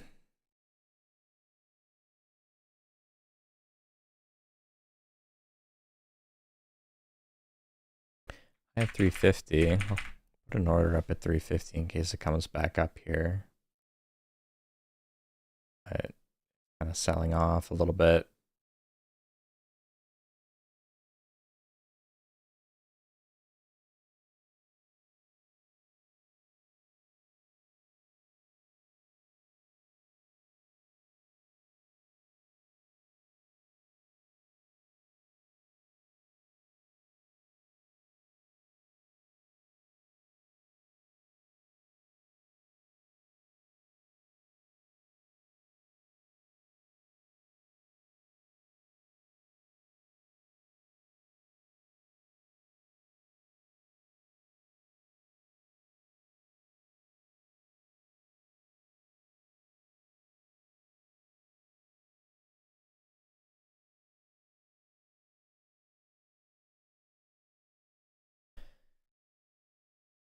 So it needs a little bit more volume. That 1 minute candle that was red had just over 100,000 shares of volume. We'll see if this ends up having higher buying volume on the next candles. I do like that it's holding the 20 EMA right now, potentially for a curl back up. It is a biotech stock up 20% with a acquisition headline.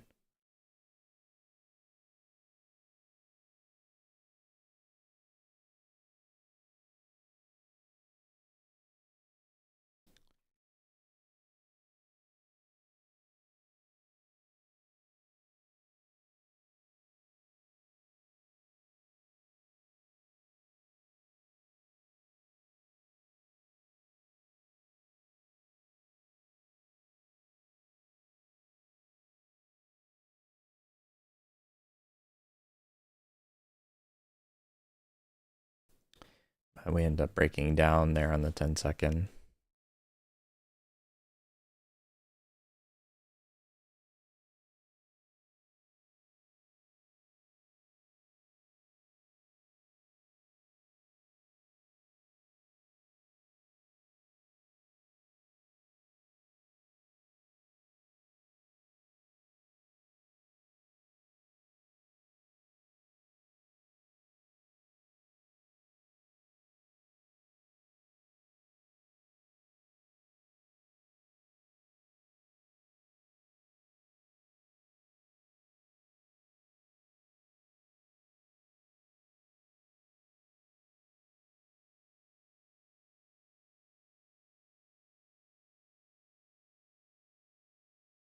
Okay, we got a bit of action here.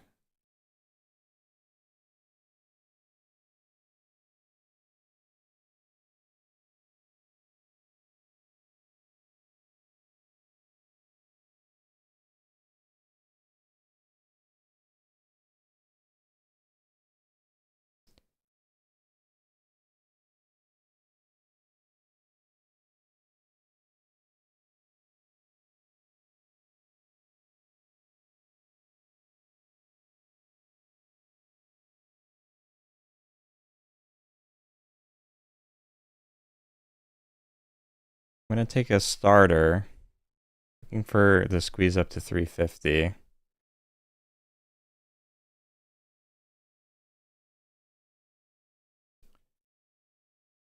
Not quite pulling away here. Give it a little bit of room to move here.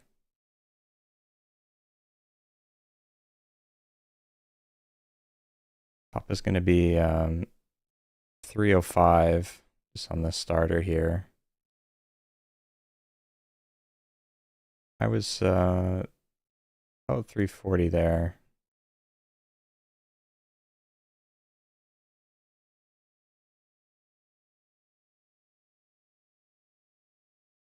No. I have to get back out, wait for a proper entry. I like how we came down and retested and then broke 320 there. I thought we were going to move back up to high a day, potentially breaking through 350. But it's not moving very cleanly, so I have to wait for a proper entry.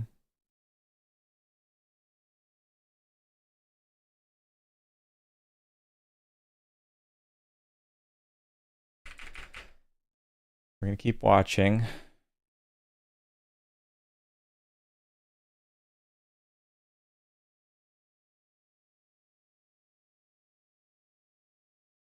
Like, I do like that we're up 30% with an acquisition headline and we're a biotech stock.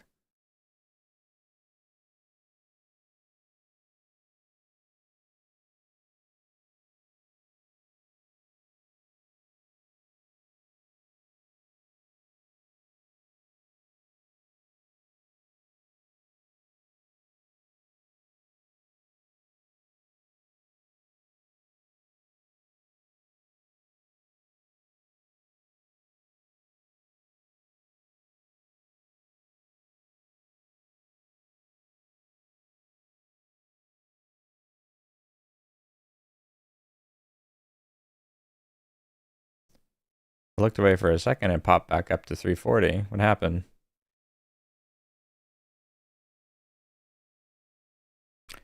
Okay, so put my order up around 375 for potential breakthrough 350.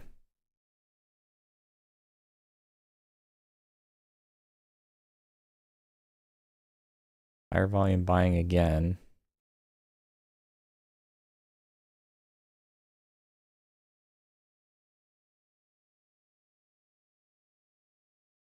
SAGT is continuing to grind higher there.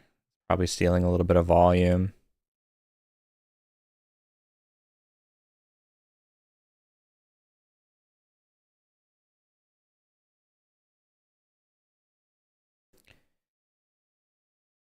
So we're creeping up slowly here. So take a position. Small starter of 25 shares. I'll add to it if it breaks 350 here.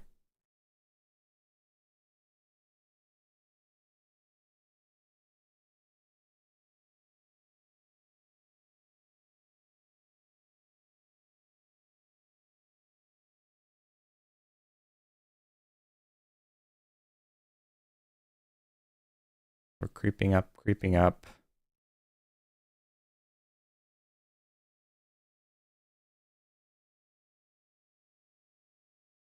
We break, so I'm going to add. Looking for the squeeze up to 375. We got some sellers coming out there.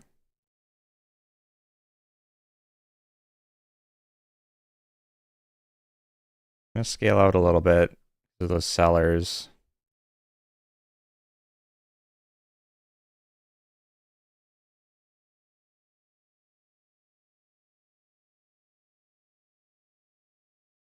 Okay, so we go up to 380, 385,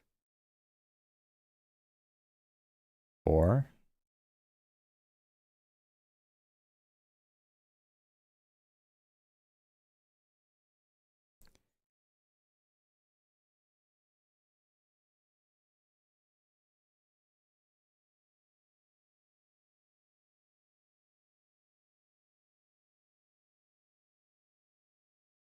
I'm going to add a little bit on this pullback, looking for the pop back up to 4. Set a couple profit targets at 390. Stop is 365.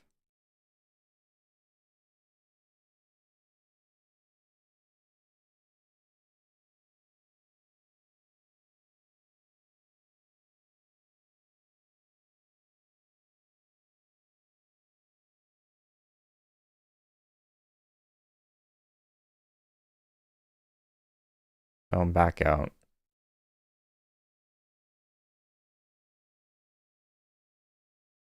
I thought that would be the second pullback, but it didn't end up popping back up to 4 there.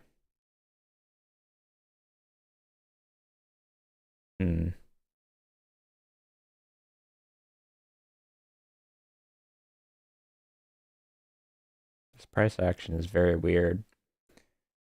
Now I'm down 22 bucks today.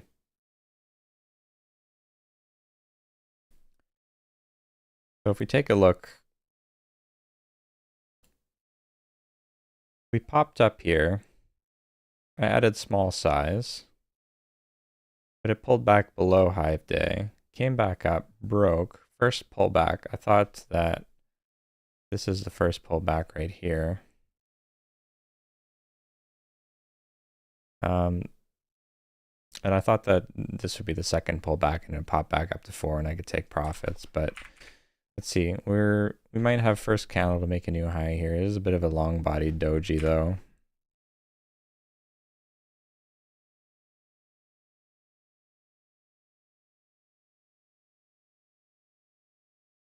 But the problem was that I didn't take profits the first time it popped back up to 4, or the first time it went up to 4.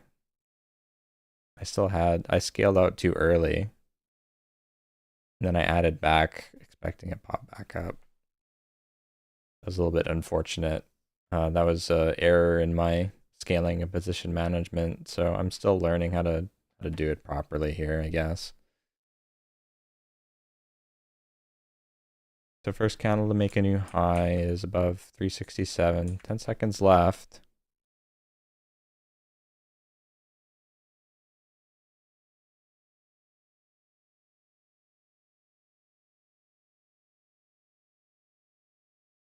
We'll take a position, looking for first candle to make a new high.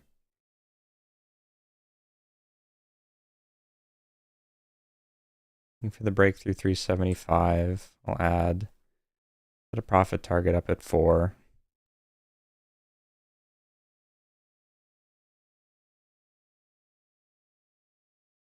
Stop is 355.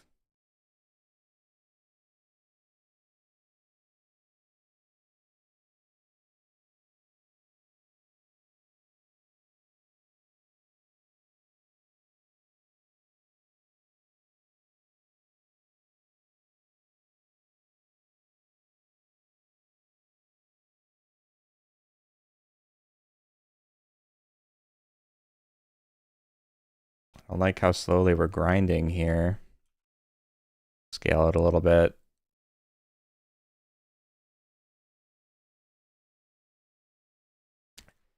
Yet it seems to pop up as soon as I scale out. It's interesting.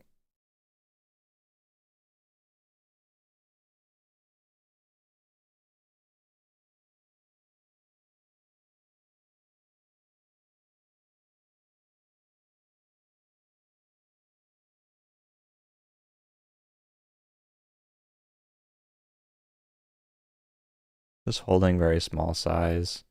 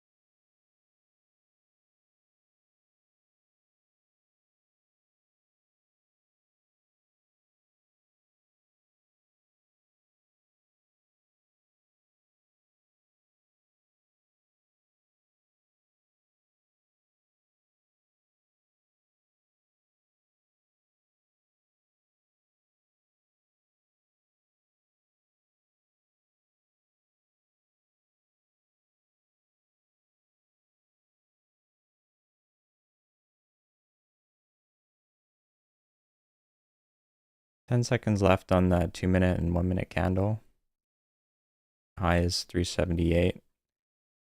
I'm going to add back if it pops above 380 here. Looking for the squeeze up to 4.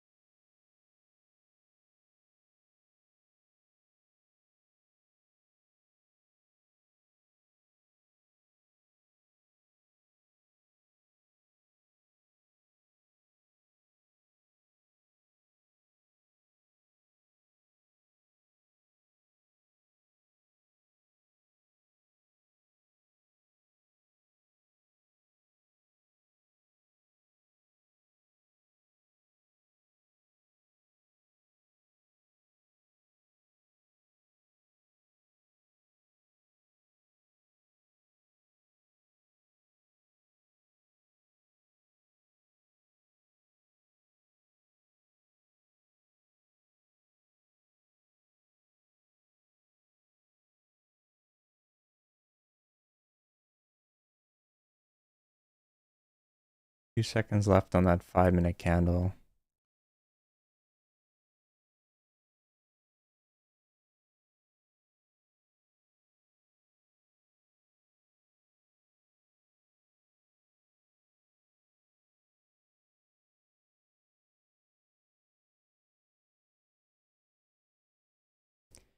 Seems like we're struggling, so I'm just going to get out on the ask here on my last little bit of size.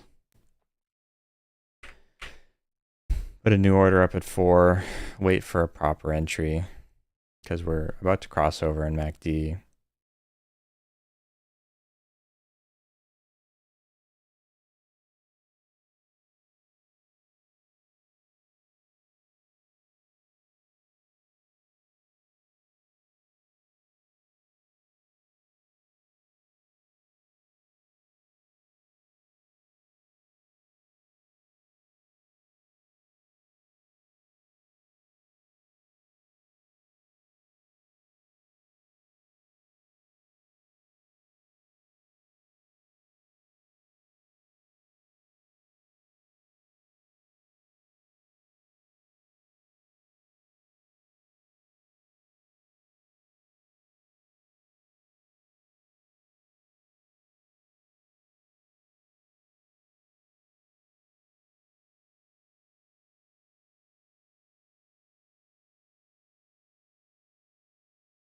Something interesting to note, I guess, is that the 200 moving average is up at 380.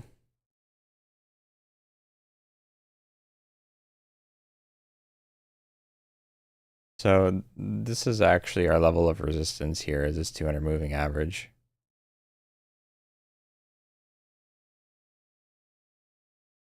I'm not sure why I've been failing to read my daily levels of resistance today, but that's the second time that I added at a level of daily resistance that kind of got me smoked today.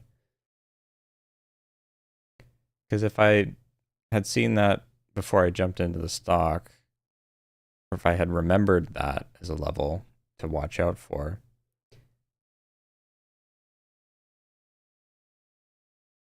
and then I wouldn't have added at 373. Probably would have sold at 380 or when it popped up to 4. So right now we're having to anticipate the break of the 200 moving average. So 15 seconds left on this candle here.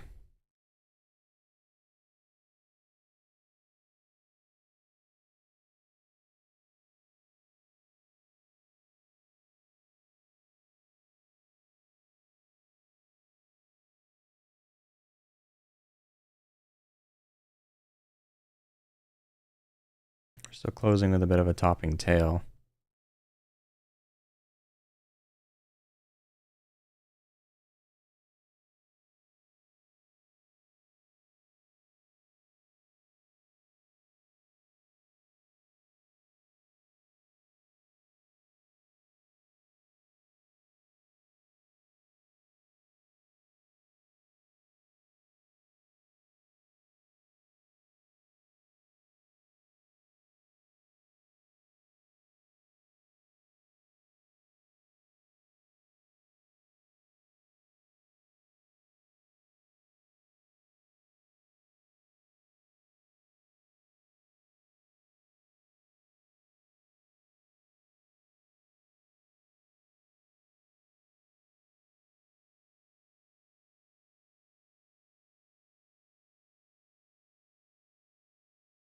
$55 seconds left on that 5-minute candle. If we continue to close as a doji, then I might anticipate the break through the 200 EMA.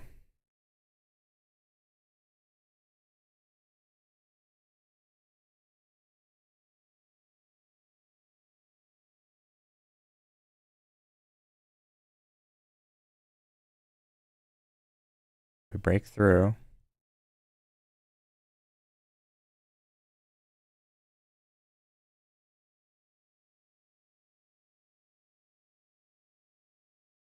We're holding, so I'm going to add for that candle close in 10 seconds. Stop is 380. Looking for the breakthrough 4. Take some profit at 4. Add back if it breaks through. Breakthrough, so I'm going to add back. Looking for the squeeze up to 425, 450.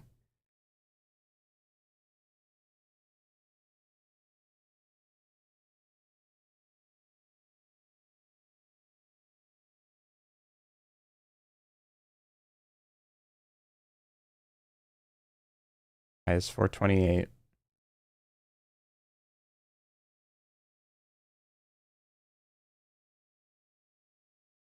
I don't really like how big of a topping tail we have here.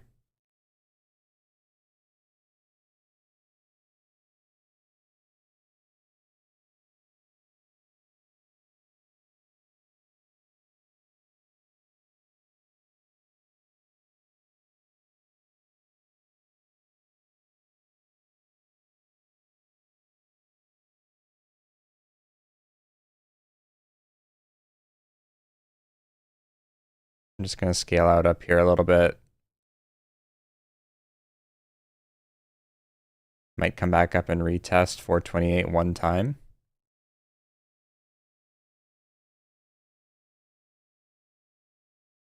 If it doesn't stop as 405 here, I'm just going to get out the rest of it.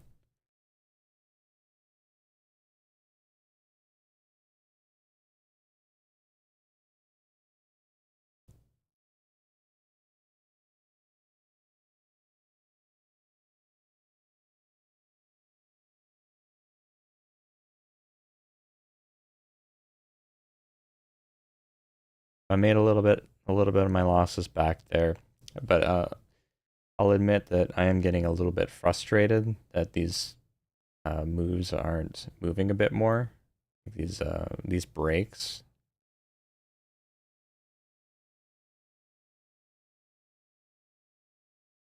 So I'm trying to scale in for the bigger moves, but the moment I'm scaling in, it's reversing on me. If I was a little bit quicker, I could have taken some profits at 420, 425 maybe. But I wasn't expecting it to pull back, below 4. Usually these pullbacks, if they're strong, they only pull back maybe like 10 or 15 cents. Like it should have bounced off 425, came down to maybe like 410, and then retested 425 for me to take some profits if it fails, but didn't end up doing that. Pulled all the way back down to 390, popped back up to 410, and then just failed. We only got a small little bit of profit on that, like 10 bucks.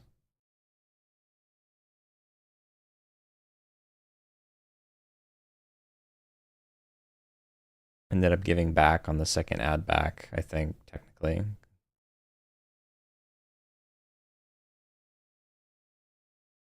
But this is why scaling in and out of positions can be so difficult.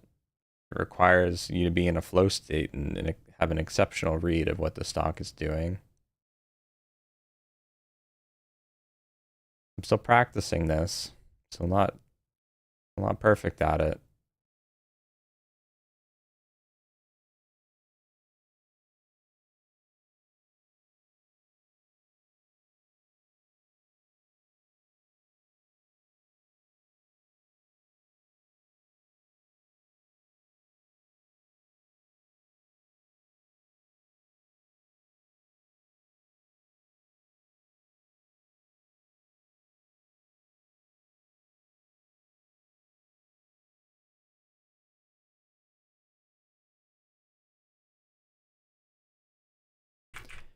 We're coming back up here.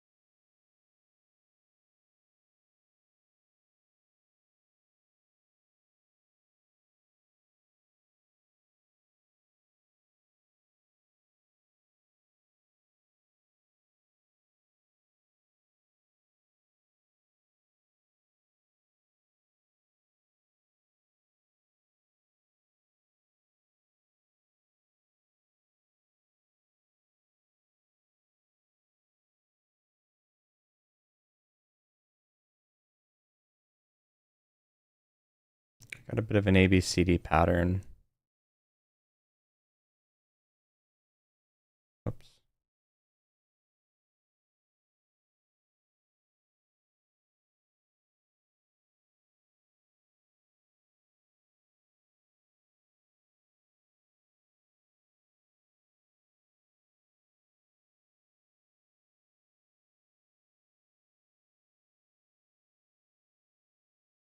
I'm going to get in anticipating the breakthrough 4, 25 shares. I'll add if it breaks 4, that ABCD pattern. I'm in with quarter size here at 402. Stop as a breakdown of 4.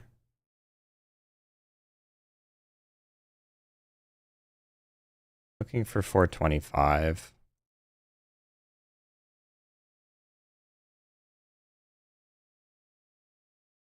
Oh, it fails.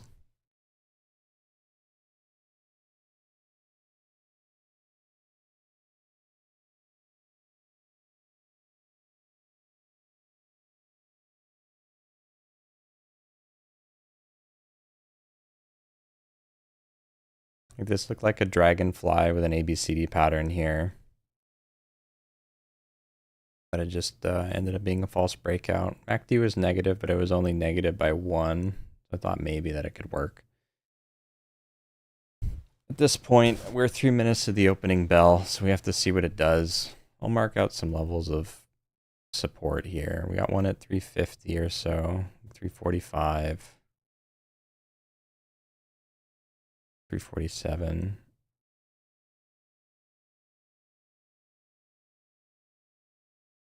Got one up at 425.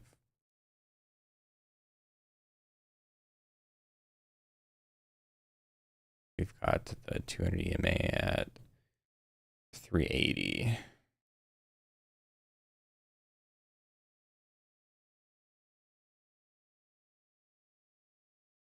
We have 5-day.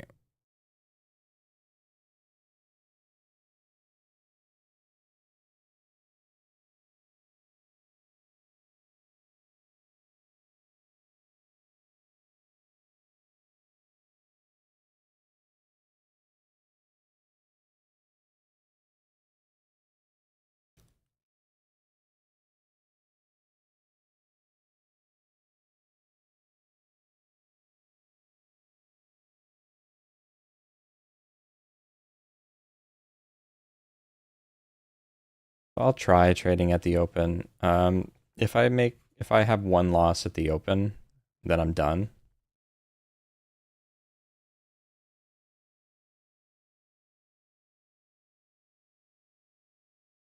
But if I see an opportunity, I'll take it.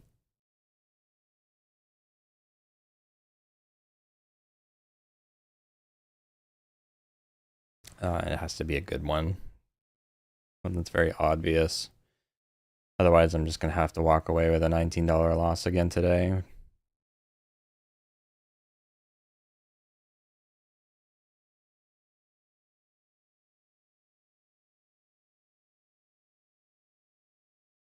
One minute to the opening bell.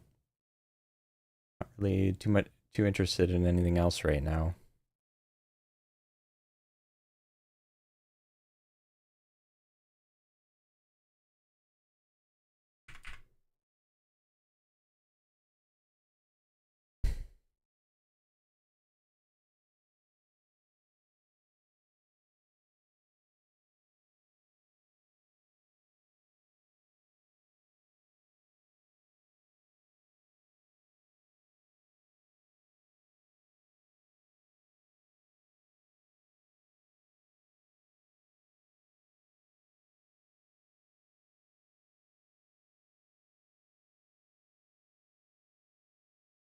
Part of my rules is I don't trade the first few minutes of the open here. We'll just see how it plays out.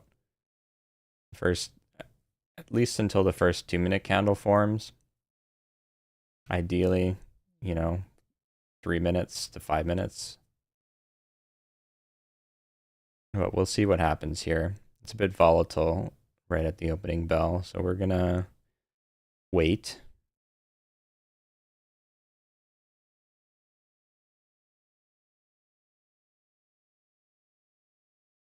put my order up at 425 or 436, but I wait for it to break.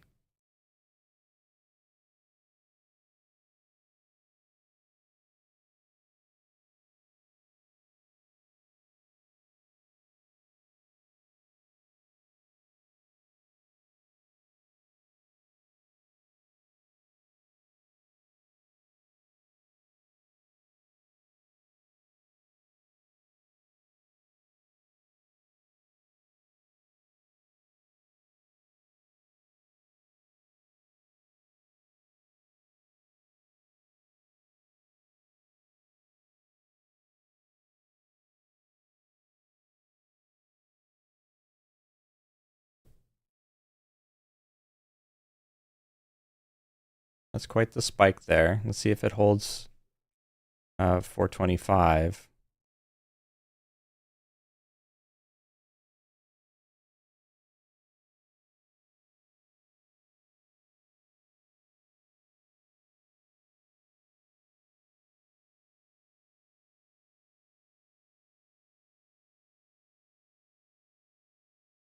It's a big topping tail.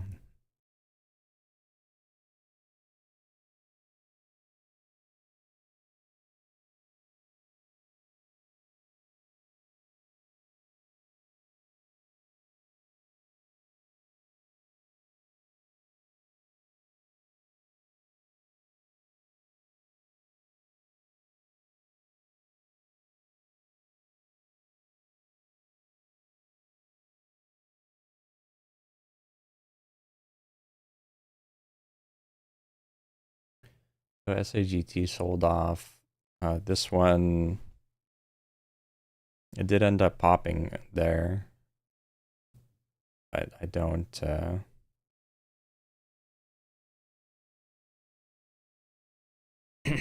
I don't like how it popped and dropped. So new order is up at around 450 and 469. Kind of double topping right up there though, 450.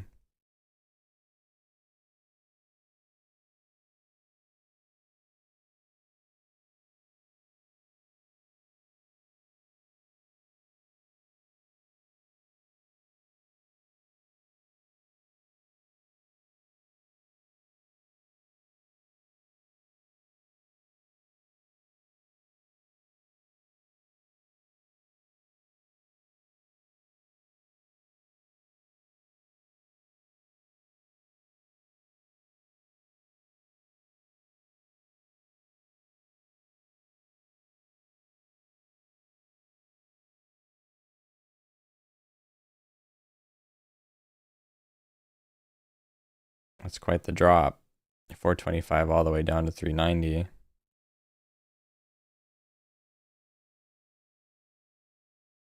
$370.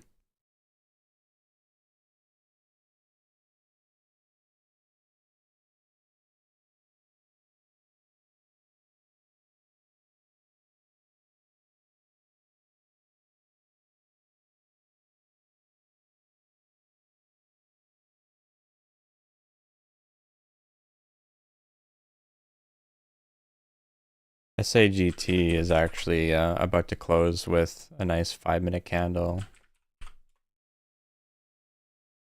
above 320.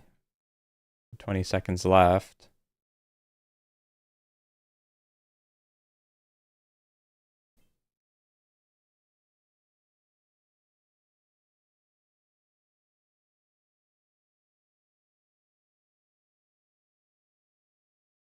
I don't like how it popped there and rejected though.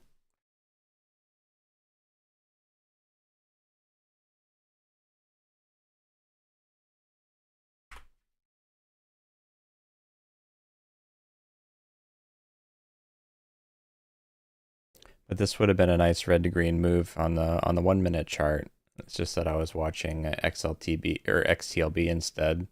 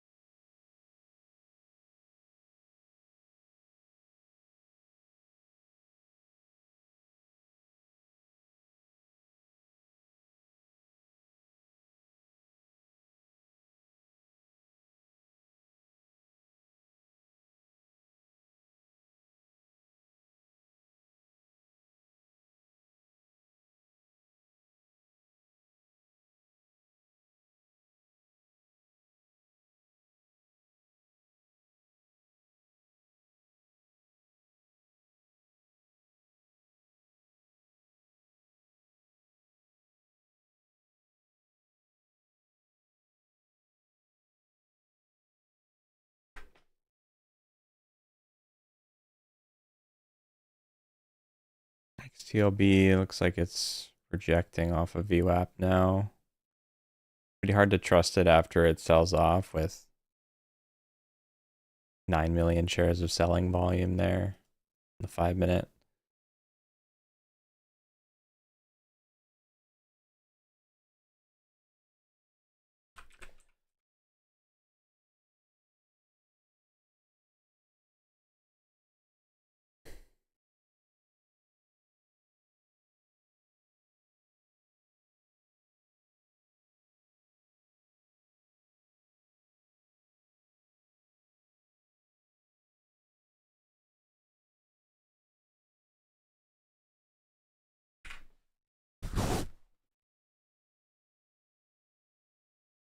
So I'm not seeing anything I like yet.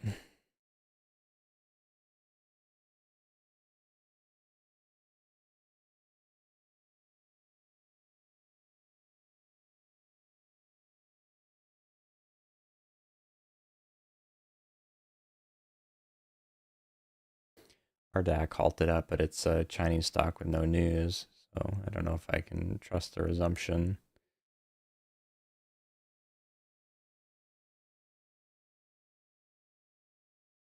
That is pretty strong, but it's resuming only at 7:45 right now.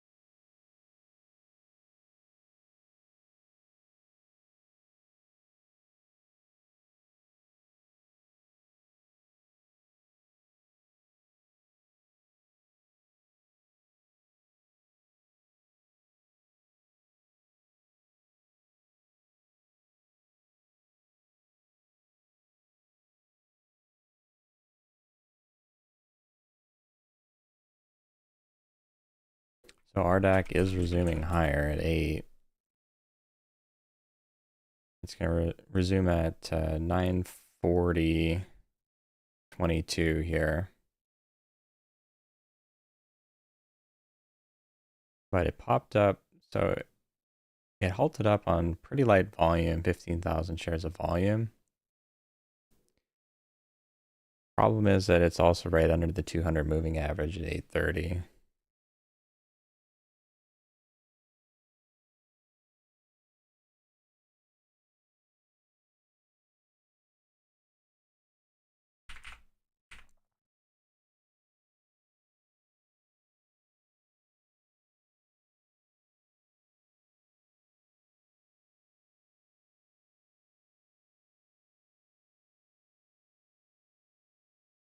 Let's see what it does here. It is our third leading gainer.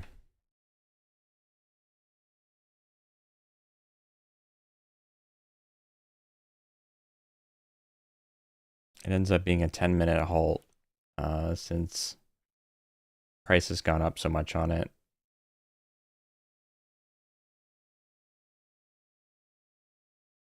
So resumption on this will be 9:45.22 now.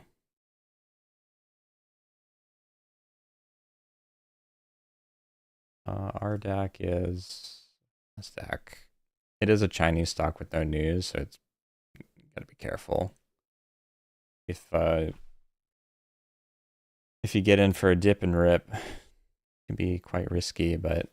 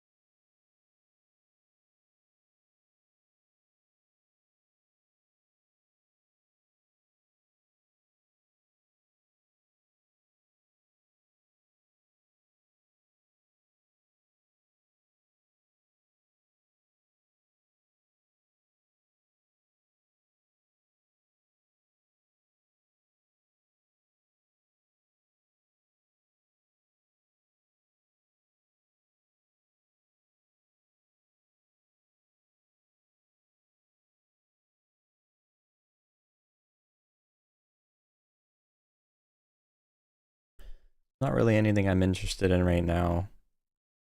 I might consider dip and rip on RDAC, but it is risky. I have to trade with small size.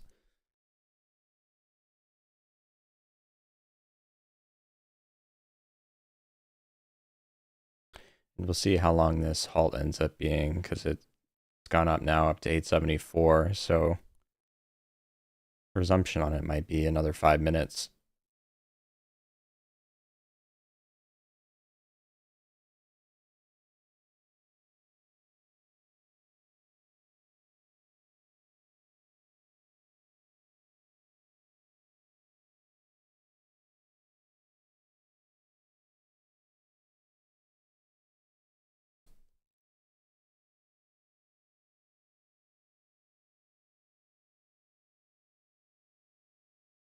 So high of day was up at 880.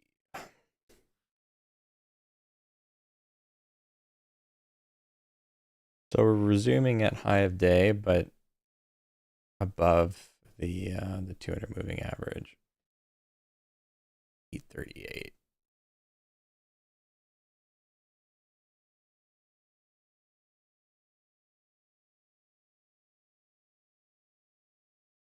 So the play might be a dip off of 850.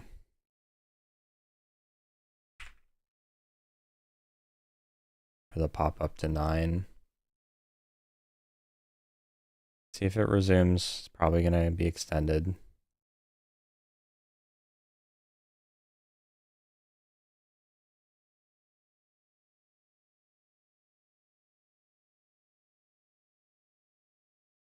So it's a 15-minute halt. Now, not until about 9:50 in 22 seconds.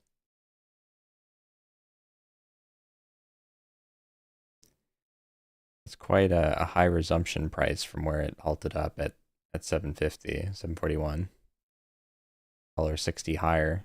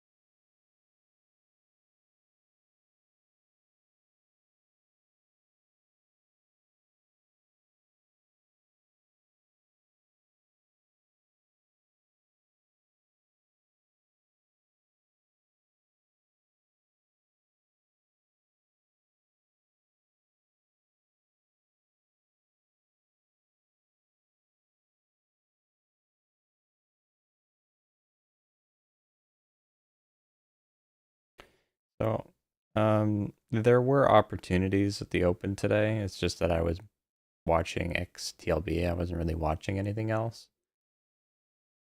I had SAGT on the side, but I wasn't really paying enough attention to it. There was a red to green on SAGT, and then there was a red to green here on RDAC. As you can see right there. But it was very light volume, 6,000 shares of volume right after some high volume selling. So it's kind of hard to say that I would have even taken this entry here.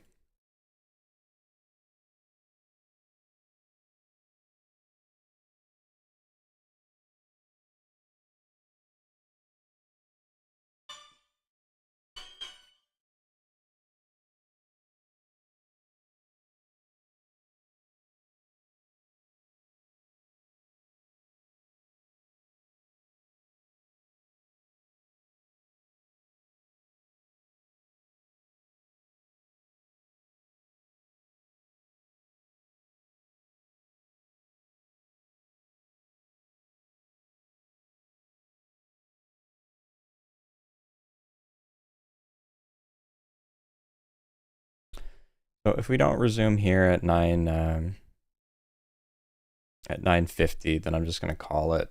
Take the red day, $19 red day. Not a big deal. It's just, it is a little bit frustrating, but it's nothing that we can't make back.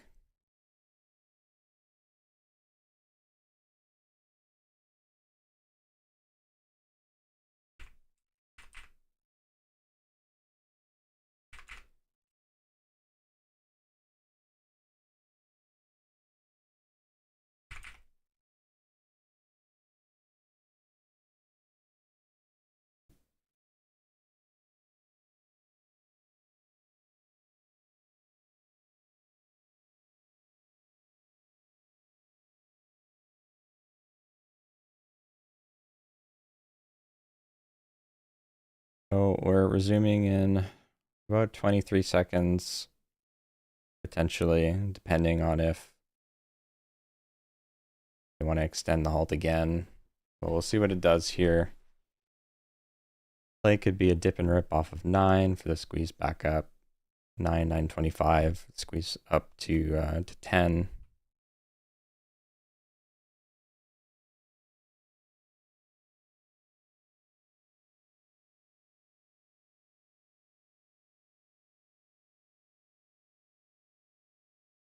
So it seems like the halt is extended. For some reason, it feels like it's being purposefully extended. Notice how right as the resumption is about to happen, price spikes up by 20 or 30 cents. I'm not sure if someone's doing that artificially or not to just keep driving the price up. So at this point, it's very risky. We're resuming almost 2 points higher than where it first halted up, above high of day, on a Chinese stock with no news. So I really have no idea what it's going to do. If it, it could resume up at 9.50, $10 and then just dump. So I don't see anything else I'm interested in. I guess I'm just gonna have to eat this $19 red day, this $20 red day. It is a bit unfortunate. I had the opportunity to take profit. I got a good entry at 950 here on AXIL. I could have taken profit at 10, but I added instead, thinking that AIXL, with this, I saw a partnership with Walmart. I saw two things I liked in the headline, which was partnership, because partnerships usually do pretty well, and then I saw Walmart, which is a big company. So I was a little bit too aggressive on it, and I ended up giving back my unrealized gains from 950 up to 10, instead of just taking profit up at 10. And then on XLTB, I mean, there was opportunities on this, but I kind of messed up my position management a little bit. The first trade didn't end up working so well. Still trading with quarter size here. The second trade would have worked better, except I scaled out too early here at 907. Because it was stalling out a little bit, and I'm like, I'm not sure. And then I added back at 380, which is a bit high. And then I had to sell the rest at 362. I think this ended up going up to 4 here. So, I mean, I could have held and then just took profit up at 4, but instead I, messed up my scaling.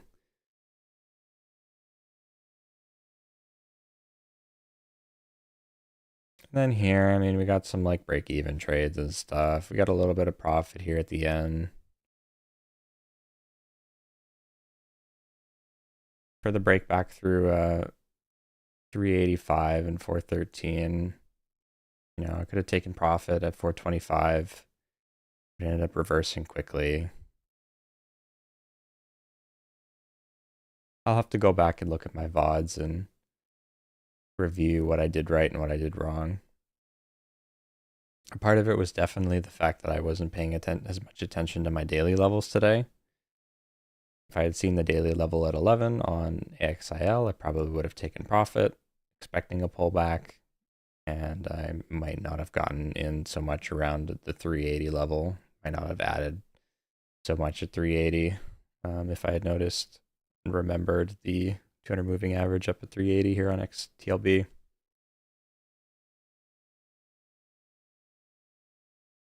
So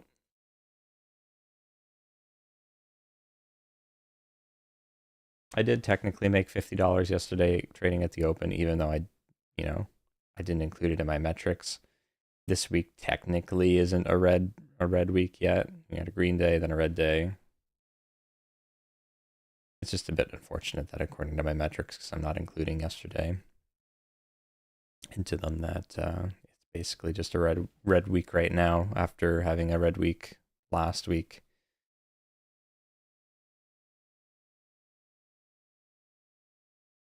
So we'll see what happens tomorrow and Friday.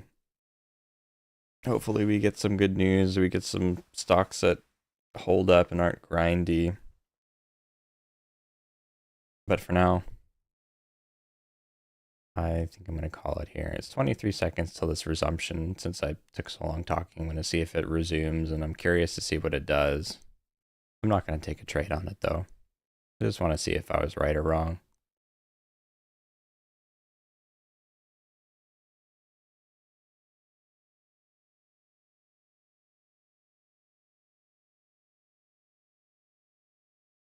It's still not resuming, so it's going to be an even longer resumption now. It's going to be a 25-minute resumption, I guess. So I'm not going to, I don't have time to stick around and wait for it. So I'm going to call it there. Thanks to everyone who stopped by and watched the stream today. It's been a rough market, been very difficult to trade. We're all here and learning how to maintain our discipline and trade the right stocks and all that. So I'll be back at it again tomorrow morning, 7 a.m. Eastern time, as per usual. Yeah, I hope tomorrow's better too. We'll see. But until then, take care. Oh, it just resumed randomly at a random time on RDAC.